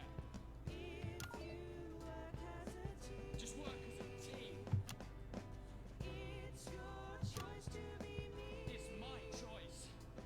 So stop now, make a different choice. Listen to that inner voice. Friendship. Yes.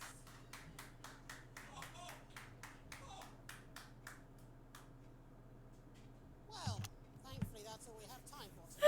National Night News. Join us tomorrow night for all the headlines from across the country. My name's Jeremy Donaldson. Have a peaceful night.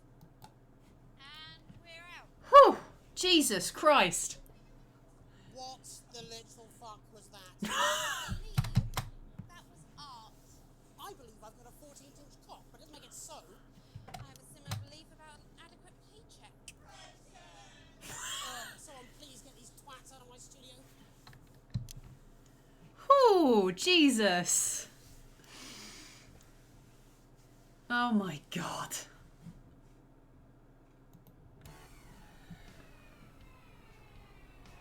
Got B again. Outstanding censoring. Too much interference. Okay, to be fair, I did scroll a bit too much. Your editing was okay. Went to ads late once. Wow. Whew. I don't know what the funds are for, but whew, Jesus. Follow your heart, Meg. Your heart.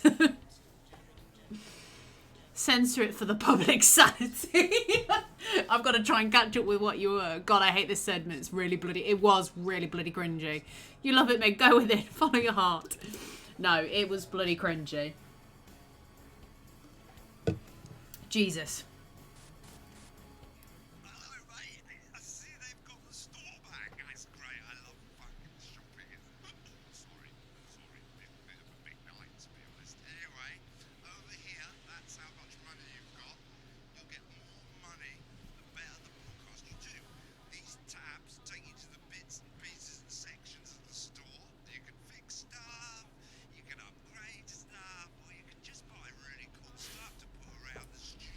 Emery Bobbleson.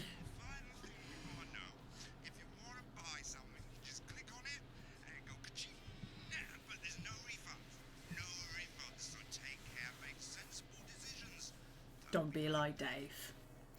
Don't be like Dave.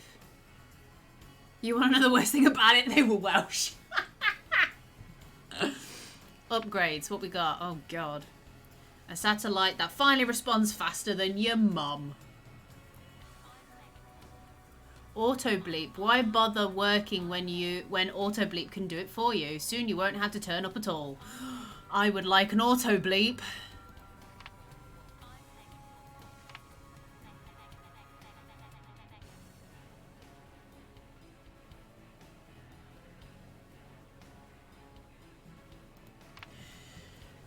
So I definitely want to get the an auto. What's the interference filter? Literally filters white noise out of the broadcast. Now you only have to worry if people are actively hacking in, and that never happens. When you choose a screen during a music section, the vision mixer will wait for the next perfect rhythmic point and switch on the beat. Okay. Well, I'm definitely going to get the auto bleep and the interference filter, because that will make my life so much better. No idea what this means, but well done. Hey, Carl, welcome to the stream. It's good to see you. I hope you're okay and well. We're just on a break at the moment. I'm playing Not For Broadcast, which is hilarious and really stressful, making sure everything's right. But we're going to get Satellite of Love, and then we're going to save up for the auto bleep and the interference filter. I will... it depends on if you guys want to watch the past broadcast now. I'm probably sure the people that just had to endure the song at the end is probably going to say no. So I think we should just jump on to the next one so I can show you, Carl, what the hell's going on. So we're going to... I don't know whether to have a look at the rushes, actually. Do we have a look at the rushes and see what they were saying during the breaks? There is quite a lot, though, isn't there? I might check that separately afterwards. Please, no. I thought that would be the case. So we're just going to continue on and see what happens on the next part. I'm all out of fridge. I'm very sad. Day 15, a late night. You get to the theatre slightly early and Sam's already there waiting, dressed to the nines. You smile widely as you join hands and take your seats in the private box. You certainly could get used to this. The tickets arrived on your doormat on Monday, and what I typed with a typed thank you from Chris. You'll get your passport back soon enough, apparently. The show isn't to your usual taste, a pretentious opera in a language you know for a fact that Chris doesn't speak either. Still, the complimentary drinks sure go down smooth. When the show finally ends, how many bows do these people need? You stand in line to get your coats, and Sam has you in creases with hilarious impressions of the conductor, arms flailing wildly. The couple in front of you are talking about the relocation of people who couldn't pay their new tax bills. It sounds awful. Sam smiles gratefully at you as you both think of Chris, safe and sound. When you go home, you're still laughing as Sam heads upstairs to shower before bed. You notice your 14-year-old son isn't home, and there's a note on the kitchen table. In its almost illegible scrawl, it says he's at a friend's house. It's a school night, so you go over there and march him home. You trust Charlie, he'll be home soon. We'll go and fetch him. We'll be a good parent. By the time you reach the friend's house, your temper is boiling over. On seeing you, Charlie loses it and tells you in no uncertain terms that you can shove your ride home. You end up in a full-blown argument in front of his friends and parents. It's mortifying. You make your excuses and quickly escort him to the car.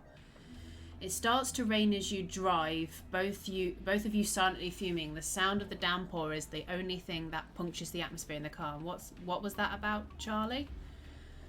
He sighs a sigh of someone much older than his 14 years. I want to be the one who decides what I do, not you. It's not fair. He has to learn boundaries. You ground him. There's been enough bad blood tonight. Go easy on him. Right, what am I doing, guys? Am I grounding my 14-year-old or am I going easy on him?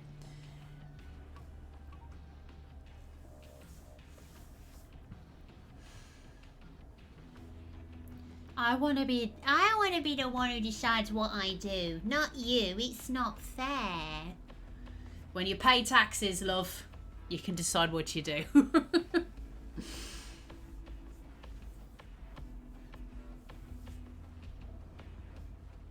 Send him to the gulag. This just basically torture your child. That's basically what I'm getting from this. Torture your child.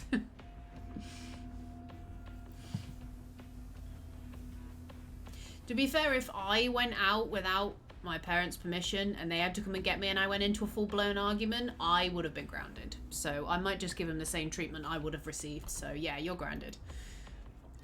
I don't care. How dare you embarrass me like that? Not only did you disobey me, but you disrespected me in front of Ben and his parents. But enough.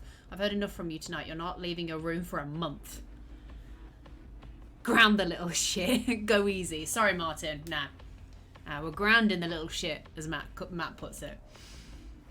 It's for his own good. He'll realise that someday.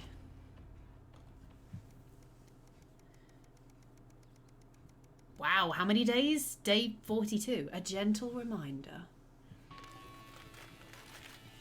You're leafing through the pile of accumulated post, each new bill on your gut like a lead weight until a flash of bloom makes you pause. Recognising the teal advance logo on the envelope, you tear it open. Dear Winston residents, this is your second reminder letter regarding the Assets and Wealth Redemption Scheme. Please submit your passports to your nearest government office as soon as possible in order to register for the scheme.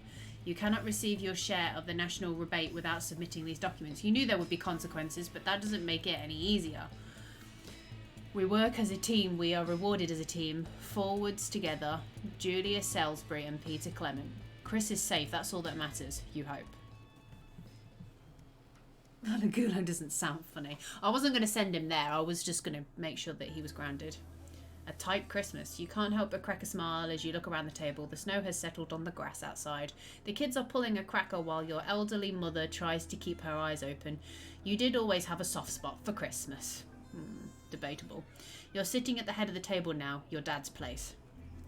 Across from you is Chris's empty seat, probably on a tropical beach somewhere, you think. You catch Sam's eyes, who breaks into a smile, clearly thinking the same thing. Even without Chris, the food has had to be stretched a little thin this year, but no one seems to notice. Christmas really can be a wonderful time of year. You look around the room at your family.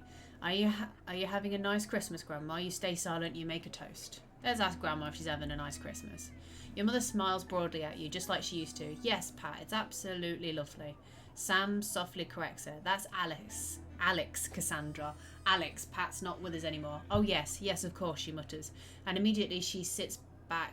She's back to the frail shadow of her former self. Sam smiles kindly and squeezes your hand under the table. You look around the room at your family. Make a toast.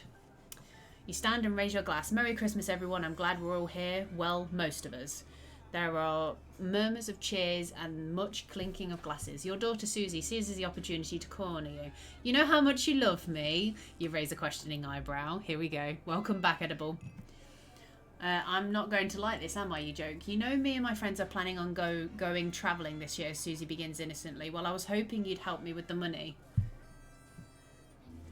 You laugh, you frown. You frown. You sigh and Lucy's face drops immediately. You know money's tight at the moment, Suze, especially now Grandma's staying here. You hate having to say no to the kids. Just how much are we talking here? Only a few hundred, she mumbles as she pushes a stray pea around her plate. It takes a great effort for you not to spit your mulled wine across the table onto your elderly mother. I know it's a lot, darling, Sam interjects, but trains are expensive.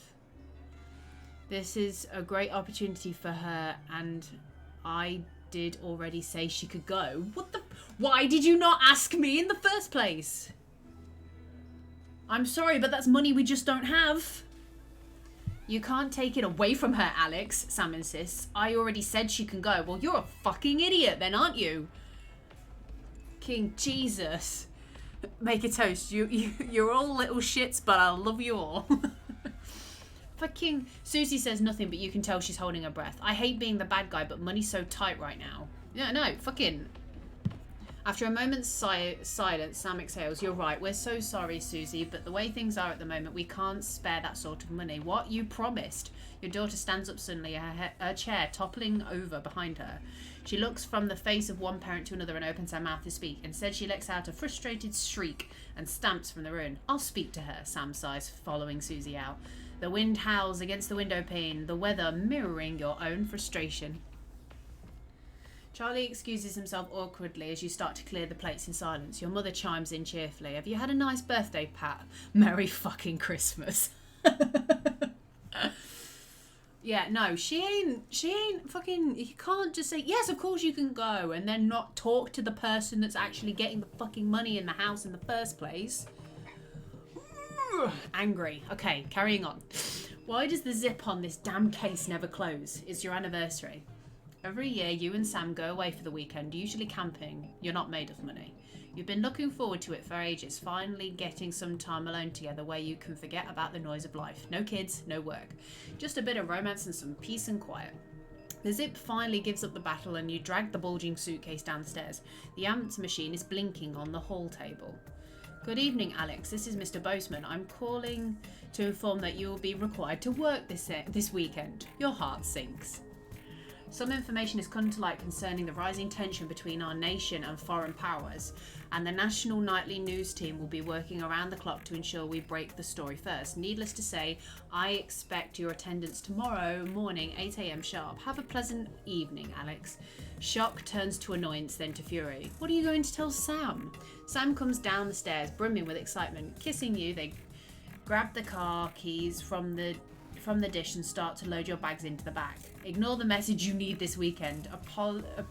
Apologize profusely to your spouse, but you really should go into work. Boseman's temper is legendary. Well, yeah, the last thing we want to do is get in trouble at work.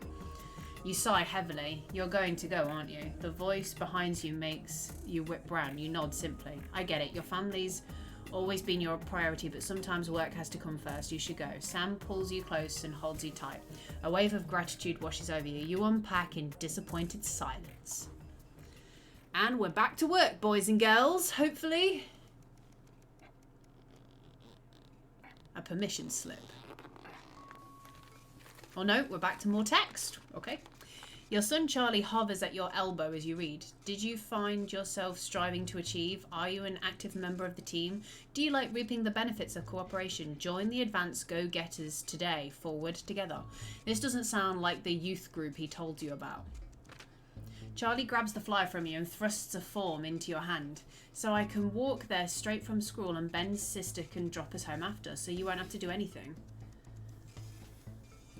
You sign the permission form. Ah, fuck it. We'll let him have this one. Your son is thrilled. It's heartwarming to see him so passionate about becoming an active part of the community. What's the betting he's joining a criminal group? This can only be a good thing. We'll see about that, shall we? Day 101. A free ticket. Some guys at work gave them to me. They can't go. Sam stands in front of you, brandishing 2 tickets. You see them titled in bold letters. Alan James is right in front of you. Oh, it's that guy. I'm really unsure. What do you think? Shall we go? Free tickets are free tickets. He's a character. It'll be hilarious if nothing else. Yeah, fuck it. If they're free, let's go. This show is entertaining, but much less funny than you thought. He's a powerful public speaker, and something about it sticks in your mind. Lying in bed that night, wide awake, long after Sam's breathing turns heavy, it hits you. It was the crowd. Not laughing, but roaring. Ooh. A profitable partnership. After a particularly long day at work, you come home to find the post sorted into piles as Sam has taken to doing recently. Most of it is the usual rubbish, but a letter with increasingly familiar advance logo and urgent respond immediately plastered on the front is a correspondingly urgent red font grabs your attention. Best to get it over with. Dear Mr. Winston, this letter is to inform you that the advanced government has taken another step forwards in our fight for equality by nationalising the largest private corporations and redistributing their resources among the citizens of this great country. The Partnership Bonds programme ensures that wealth created by the people is delivered to the people. You don't remember this thing being in the manifesto. Every household will become a partner in 2 of 4 carefully selected institutions chosen by Advance for consistent high performance and financial security. Please note, all returns are based on public opinion and cannot be guaranteed. Please select one of the following. Eye of the Beholder Incorporated. Whether it's cosmetics, clothing or couture, we see the beauty in all our customers. Neil's Deals Limited. It's always a steal from Crazy Neil. Pleasure Corp, our business is your pleasure, from sport to travel, or even just some you time. You can't say pleasure without pleasure. Remington's Fists, we're everywhere in everything, a worldwide company for a worldwide community. One of the following will go Pleasure Corp. And your second bond, please select one of the following. Neil's Deals. Thank you for making your selection. Please return this form using the envelope. You will receive a report from your partnerships in 3 to 6 working months. It seems even Advance can't defeat the quagmire of the governmental bureaucracy.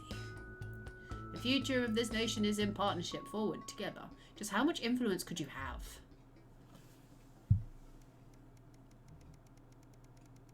Oh, we're going forward in time. 1:53. Gotta resume the position. TV time. Dust everywhere. Is everybody ready? Eyes on form. Let's go.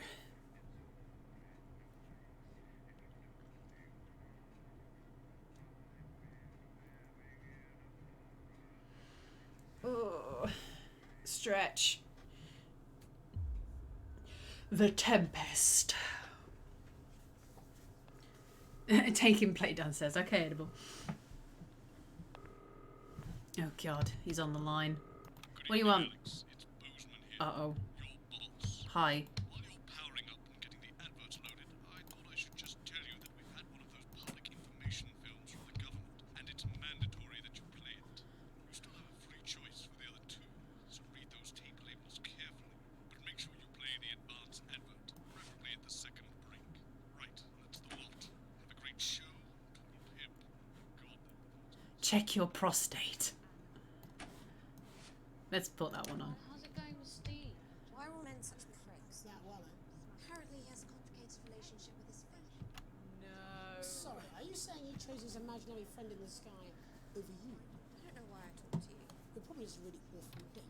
10 seconds, everybody. Like I said, all of you. Did your personality accidentally slip out? Pricks. Going in 5, 4, 3. Good evening.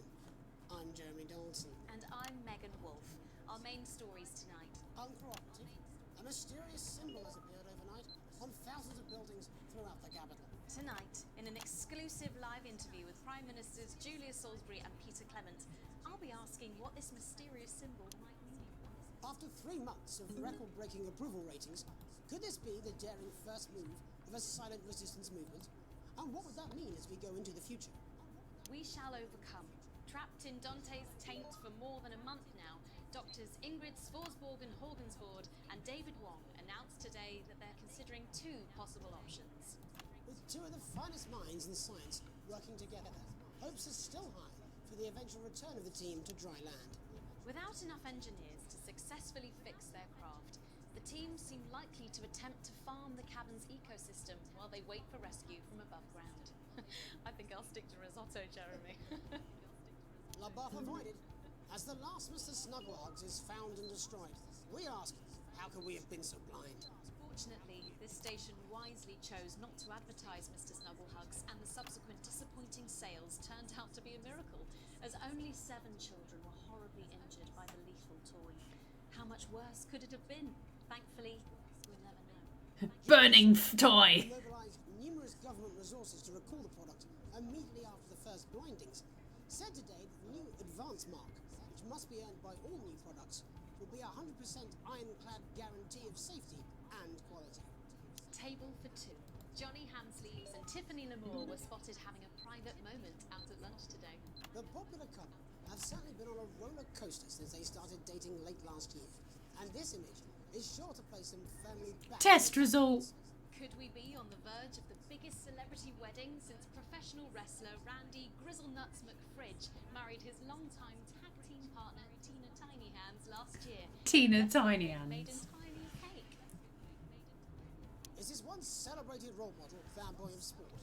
And onwards and upwards. In an attempt to put the Mr. Snugglehugs disaster behind them, Rimington's Fist CEO Sophia Rimington today announced a brand new product that already has the markets buzzing with interest. This groundbreaking product came as quite a shock when it was revealed earlier today, though its critics are skeptical that the young CEO can fulfill her promises.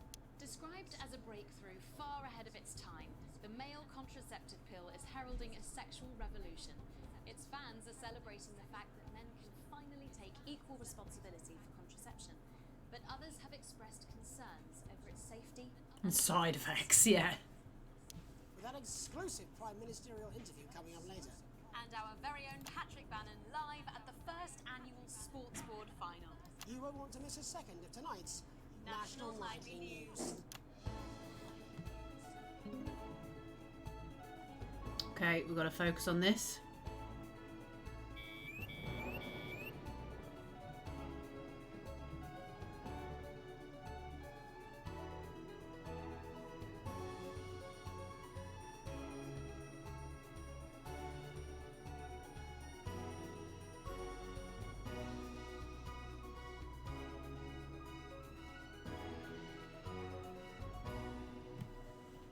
But first tonight, while Advance is certainly proving popular with the majority of the country, who've seen their wealth and standards of living increase considerably, for some, the transition has not been as pleasant. That's right, Megan.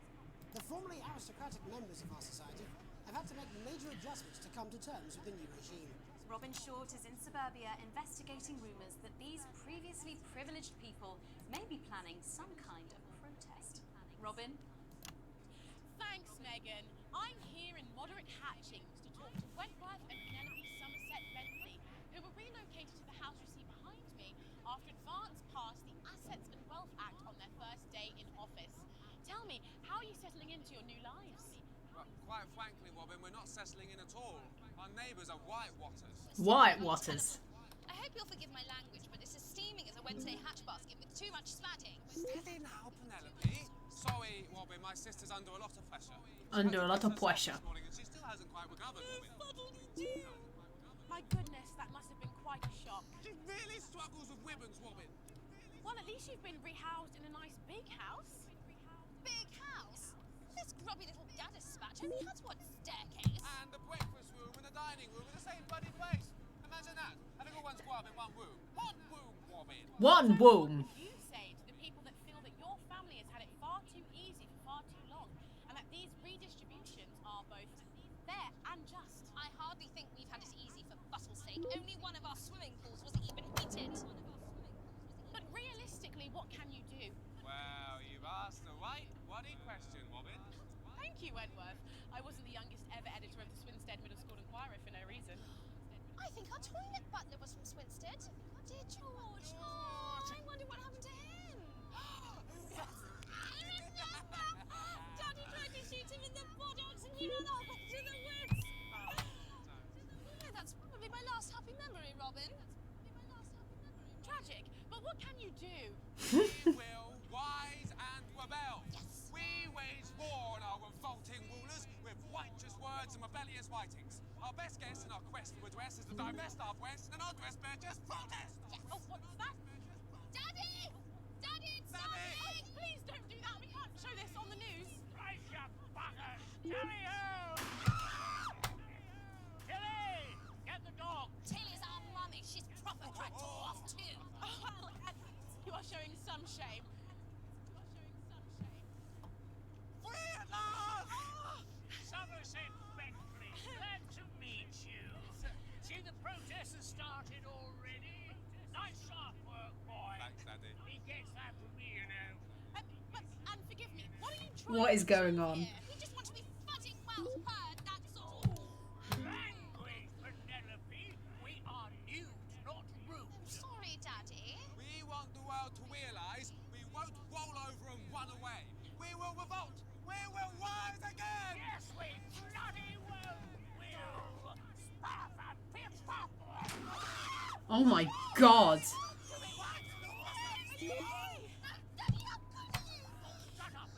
Well, Jeremy, Megan, as this embryonic protest movement takes on the context, it's back to you in the studio. Damn it. Robin Short, struggling surreptitiously in moderate hatchings. Thanks, Robin. Well, that's certainly a story we want to be keeping an eye on, eh, Megan? Speak for yourself there, Jeremy, but I've seen enough shaft work to last me a lifetime. I'm sure you have. But can a naked protest movement ever really catch on? It doesn't seem like the way we do things in this country. But as I'm sure you're aware, Jeremy, this country is becoming a very different place. Yes, but seriously, who's going to run around naked in our weather? Hopefully not you, Jeremy. Yes, well, there wouldn't be enough canvas for the slogans.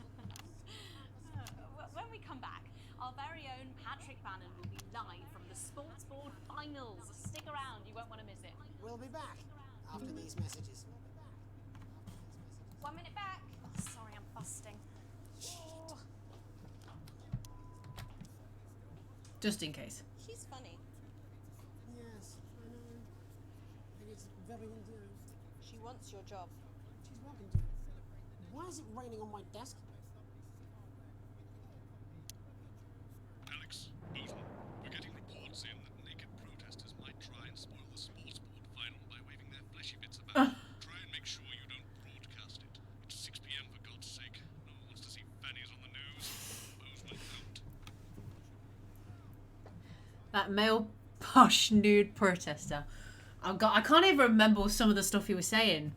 We won't be what was it? Something like we won't be taken over by these poor people. We are witch. Yeah. That's what you're gonna get out of me. I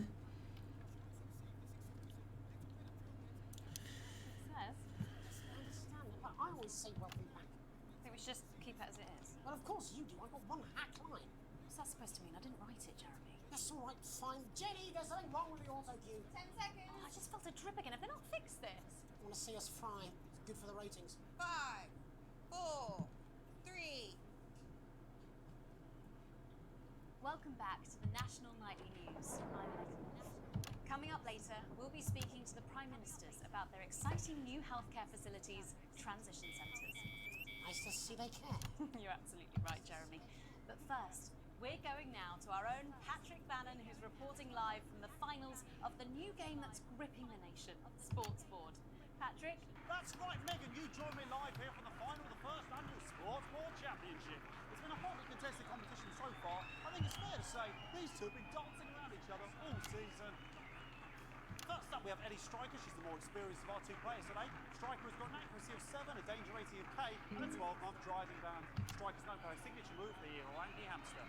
And facing her tonight, hoping to prove himself with a career record of 12 outs, 14 finishes, and a divorce pending, it's Mr. Wingspan himself, Tommy, the Fingernail Harris. What? Just waiting on the ref now. The slapping ceremony is taking part. Slapping contest.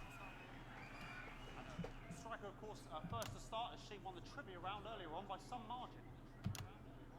Harris, perhaps the brawn and not the brains. Stupid. Eddie Striker. Nice start there from Striker. She's determined not to let the nerves show. Not after last time. On to Mr. Harris now. Tommy. Using his arm to pick up the ball. Not a bad shot there from Harris. Back to Striker. Shot number 3. All right.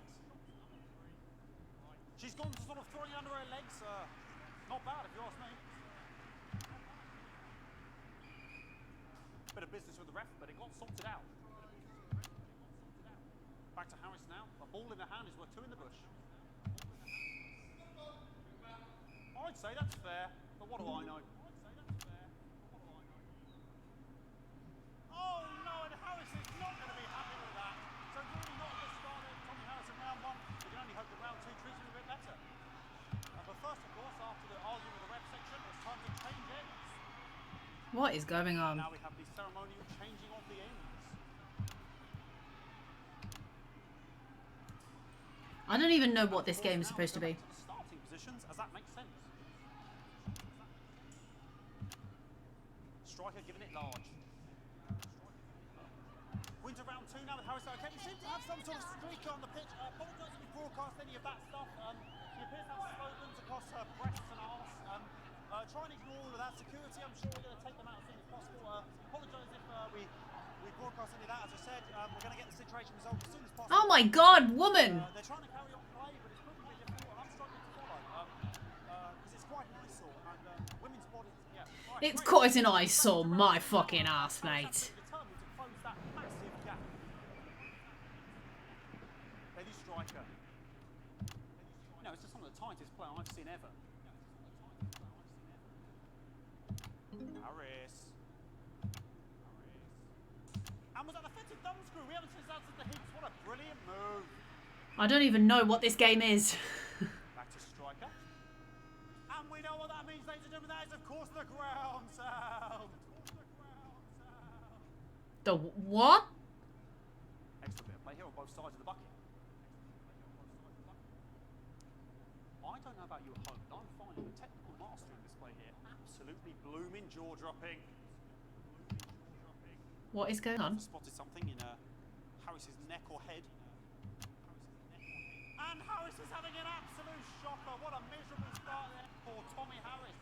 But he is a late bloomer, of course, we've always said that. And after all, it is a game of 2 halves, 4 rounds and several subgenres. But now, of course, it's time for the half-time show. Sponsored by Remington's Fist.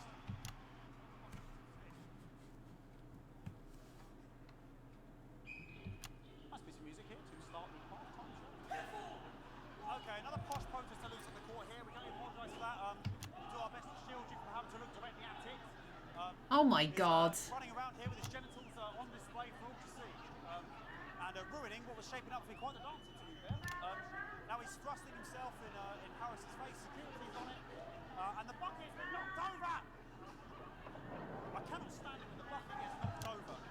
Hopefully he'll get taken out now. Yeah, drag him out. Really, if you ask me, not Sunday morning television. Oh my God. Out to there. Hopefully taken away, never to be seen again.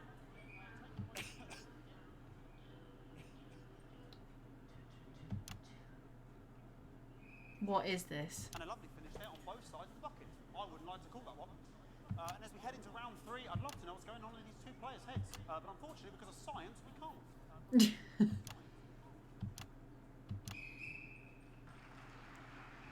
Not bad.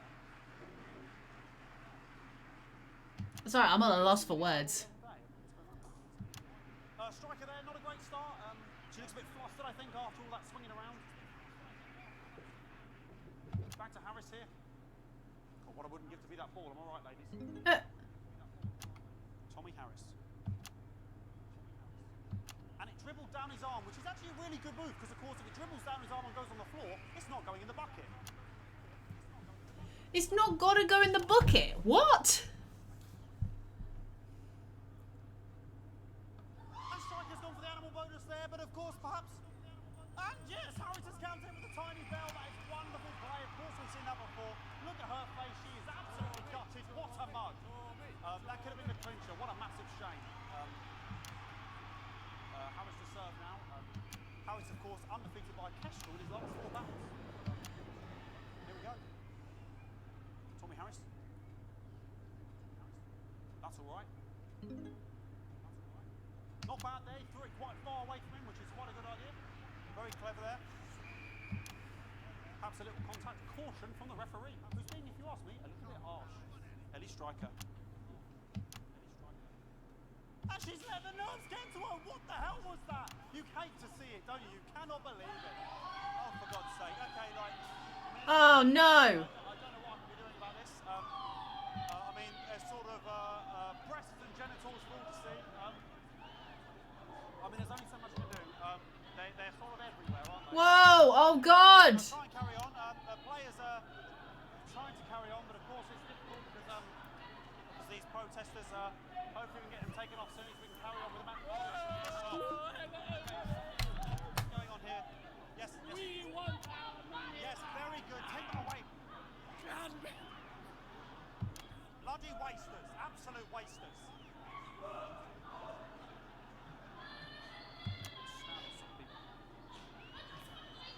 Oh, jog on! It's an absolute bloody... Okay, and now we're going to go into the final round. And of course, as it's a Tuesday, the final round is a mime round. Who could believe it? Nice imaginary shot there from Harris. It really could go anywhere at this point. Really high-level play here from 2 absolute jugglers of the sport. I have no words. I literally have no words. Getting moved back to his proper place. About time, if you ask me. She's juggling it around from her hands. And she's put it in her mouth like as if it was an egg. And now she's spat it out. She did the egg spit. So a wonderful move there, quite late on, from Striker. But she's in it to win it. On it, like a carp on it. Tommy Harris here, having a bit of beef.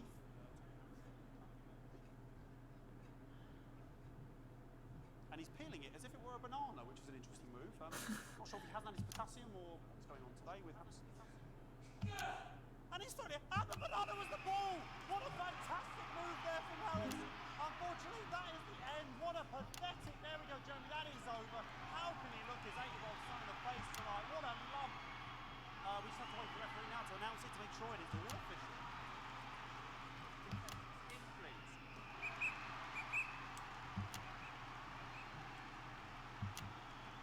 And the winner of the first annual Sports Board Championship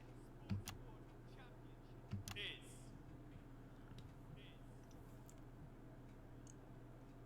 everyone!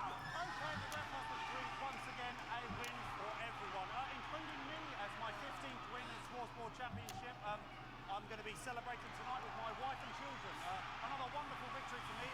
Here come the on-site security to collect their medals. They're 6th and 7th. Why am I having electrical problems? Sports Board Championships. What more is there to say? I'm Patrick Bannon. Looking forward to celebrating tonight. And all I always have to say, Jeremy, is back to you in the studio. Patrick Bannon had an extraordinary final. Historic sports board, Jeremy. I didn't know you were a fan. Yeah, I can wrench a doubler with the best of them, I'll have you know. I certainly wouldn't bet against you. When we come back, Ow! I'll be talking live with Prime Ministers Julia Salisbury and Peter Clement, who apparently have a big announcement you wouldn't want to miss. That's coming up after these messages. 1 minute back. Fucking microphone struck me. What? Fucking microphone just struck me. Where's Yeah, I'm having electrical problems too. Everything okay? Oh, the mics are just trying to kill us now. You'll be fine. You're unshockable. I'm immune to your cheap flattery. I'm wearing you down. Jesus. Just heard from the chaps in maintenance that this storm is causing the odd power surge. Some of your controls might be a bit dangerous. Now I know you're tough and you can take the odd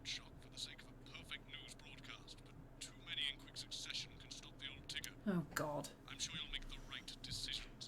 So sorry about Wolf's buckets. We seem to have sprung a leak. Well, several, actually. Gonna need a whole new lining up there. Triple seal, I shouldn't wonder. We'll look into it. It's so good to see you again. Miss Wolf, your star seems to be in the ascendant. It's a great time to be alive. Too bloody right, Peter Clement. Megan Wolf. Aye, but that's a firm handshake you've got there. She's tougher than she looks. Am I here? Here, with Mr. Clement on your left. Right you are, pet. This is crazy how much stuff is happening right now. Everybody. No, mine's fine.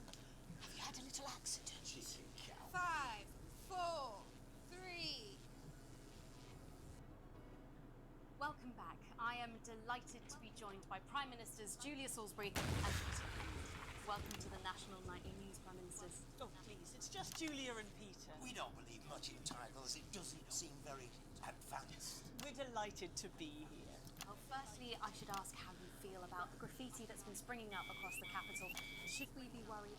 Oh, no, you definitely shouldn't be worried. Well, not unless you've got a fatal paint allergy anyway. But yes, it does seem that there are still some people we haven't been able to help. You know, whingers mostly. People who've yet to benefit from the many advantages of the new future. And you know, Megan, as my old mum used to say, there are some pissants who just don't know how to be happy. We're working hard to reach these people, find out what they're angry about and how we can help. The door to my government is always open. Someone's tripping on me. But we didn't come here to talk about what may yet turn out to be some alternative arts project. Which we no doubt will have funded. When we want to talk to the nation about something far more exciting. Yes, your office briefed us that you have an announcement to make, but they were being surprisingly secretive about it. Let me ask you a question, Megan. Oh, okay, it's not usually how it works, but... What scares you? I mean, really scares you? It's death, Pet. She's talking about death. We're all afraid of our deaths. It's part of being human. Sorry, are you saying that Advance have cured death? That'll be a whole winner. Yeah, that was definitely a process. But while we may not have cured death, we hope we found a way to make it much less scary. And much less painful and much less expensive. Look, which is me close-up camera, Oh, Pet? sorry, it's camera 4 right now. When I was 13, my mum came and got me from school. He was to go to the hospital. My granddad, he collapsed that morning. So we'd all to say our goodbyes. And I went in to see him. He was all frail and pale. I was scared because I'd only seen him the week before, and he'd been fit as fiddle. And he said to me, Peter, he said, it's the right time. I don't ever want to be a burden to the people I love. Was that the last time you saw him? Nope, 3 days later he were back home. He lived with us for 9 miserable years after that. He had to be fed with a rubber spoon. He had a commode, so he'd just take a shit right there in the lounge while we were watching football. Ow! He wouldn't even wait till half time. That sounds... It was awful. It was awful for us, and this is the point. It were awful for him. They could see it was destroying me, man, watching him slowly fade away. And he would beg her to turn off his breathing equipment at night, but she couldn't. Or she wouldn't. It were a crime, you see. And she didn't want to lose the children, as well as her old man. No family should have to suffer like Peter's did. This is hard. Now, no family will have to. The health service is today opening the first of 300 new transition centres. The transition centres will handle everything for your last days. The legal, financial, medical and emotional costs are all catered for and paid for by the government. Electricals. So, even Lightning! Lightning! Thank you. Dignity when they choose. And that choice is important. This is a service only for people who choose it. People who feel they run their course, don't want to burden themselves or their families with a slow, long, humiliating decline into an Fuck! This microphone package has given me an electric shock. Are you okay? I don't know. I think it's from my asshole. We're still on the air, Peter. Yes, sorry, my apologies. Oh. Are you not worried that this new system system might be open to abuse. In what way? Sorry, I've got a sap to get. Can I get a little bit of help here, please? That the older generation might feel somewhat... Jesus, so no shell face! Oh my god. Massive! Right, no, this bastard's coming off! Sorry, that the older Ow. generation might feel somewhat coerced. Coerced into spending their final days eating gourmet food and drinking fine wine and luxury spas and gardens. Look, I am perfectly capable of following my grandmother with a rusty twat like Prime Minister, please watch your language. Uh-oh. Go get yourself sorted out. Right. We're launching a government information film tonight. It should tell your viewers everything they need to know. You really do move at a breathless pace. It's hard to believe you've yet to be in office a year. Oh, Megan. We're only getting started. And on that note, thank you both so much for being here. Jeremy. Yes, that's all we have time for tonight. Thank yous go out to our guests. Congratulations to all the winners Jesus. of the final. And we'll see you tomorrow night at the same time. My name's Jeremy Donaldson. If you can, have a peaceful night. Good job, everybody. So they just... The same, sir. Great, I've now died. A good thing. It's my nephew, so we transitioned the moment I stopped the leak. Am I dead? Is this heaven? Jesus. Oh, to be continued. Whew. Oh my god. Oh. Holy cow. Right, let's catch up on chat. So good. Yeah, no, it was terrible, Martin. It was terrible. 1v1 me sports board. God, this is like me. Well, no absolute clue what I'm looking at. Thunderbolt and lightning. Very, very frightening. Good job. That was a good one. Good timing. Oh, my days. Whew. I apologise for not talking through most of the end there, but I was having to concentrate so much. Jesus. Loads of people worked on this. Holy cow. Whew.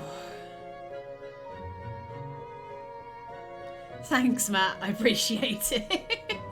That was really like, if I'd tried talking to you guys through that, I would have probably done so many F-ups.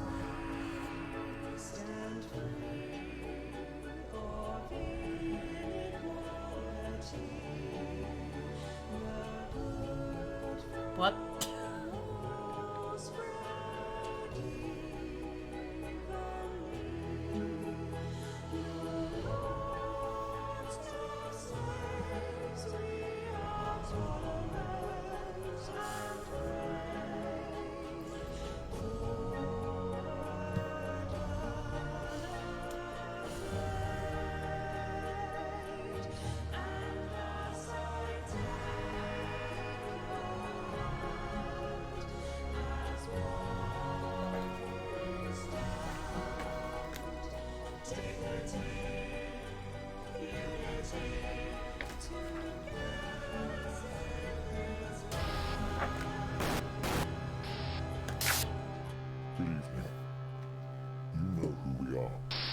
You've seen our symbols on your walls. We are the Resistance, and it's time you knew the truth. I'm sorry, what? What do you mean I can't say that? Advance is lying to you. How can we help you if we don't know who you are? More than all of this, he was my laughter, my confidant, my friend. The elderly are not a burden. So, Mum's made the decision to unburden us, and now we have the chance to start a family. The membership card is an ID card, no matter what they tell you. We are getting reports of, oh God, millions of deaths across the continent. Doesn't your family deserve a nutritious life? understand this. There is something wrong with the food. No more! I've had enough of this shit! We are not afraid.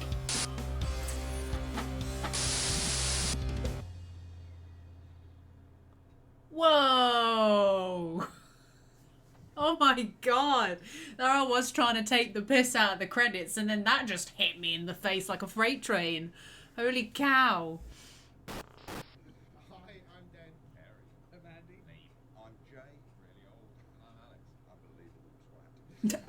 Thank you so much for playing our game in early access. It's only through your amazing support that we can tell the awesome story that you have. If you've enjoyed it, and we really hope you have, then please tell people. Or maybe leave us a review on our Steam page, or come and talk to us in the discussions. It really does help, and we do read everything obsessively sometimes. Thank you so much again for playing, and we'll see you in episode 2! Cheers, guys.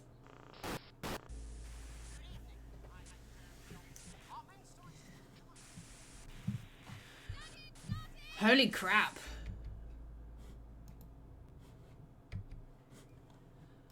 Ugh. Well, that was crazy. Like crazy. What other messages did I get while I was watching that? Anytime with the sports. It's a lot of skits. For sure when you get to us when you can. That was crazy. That was really good. Like surprisingly really good. I enjoyed it very much. Appreciate the little thing at the end. Like seriously, anyone who wants to, this game is a lot of fun. There's a lot. It's very challenging. There's plenty of balance to it, and that it's not too difficult to figure out what everything does, but at the same time there is a challenge to it that you have to do more than one thing at the same time, so that's really cool. It's been a blast to play, and yeah, honestly, go out, give these guys a thumbs up, tell them they're doing a good job, because they really are. Yeah, it's been fun. Like the whole idea that TV is a powerful thing if used correctly, and obviously they're going to be giving you all of that power. So depending on your morals and things, they could really do some cool stuff with this, making you have to choose morals, giving you like choices that you can't take back, stuff like that would be really cool. So I'm looking forward to see what they do in the next part. That's me, because obviously I can't go any further because the game's finished now. Thanks so much. If you're interested in seeing what's happening next on my stream, tune in tomorrow afternoon. On the schedule list, it's about 3 p.m. GMT time. I'm going to be joined by some friends. We're going to play a multiplayer game. Not quite sure what we're playing just yet, but we're going to be playing a multiplayer game. So come and stick by for that if you're interested. And until then, have a fabulous weekend, guys. Thanks so much, and I will see you again soon. Shall we see if we can raid anybody? Where's the button for it on here? I always get confused where the button is. Where is the button? There is a button on here, and I don't know where the button is. I found the button last time. Where's the magical button?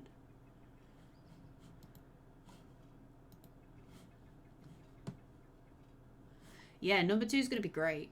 I'm trying to figure out where there is a raid button, but I don't know where that raid button has gone.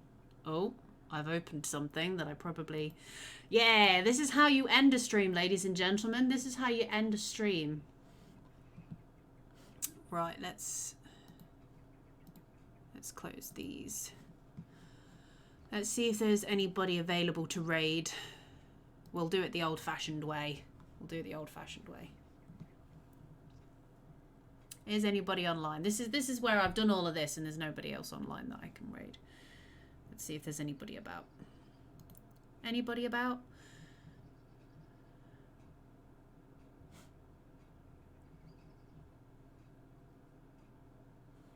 The button search is real. It really is. I don't think there's anybody alive right now. There's nobody alive. That's a shame. I'm going to just head off then. Thanks so much, guys, and I will catch you again soon. Take care. Bye.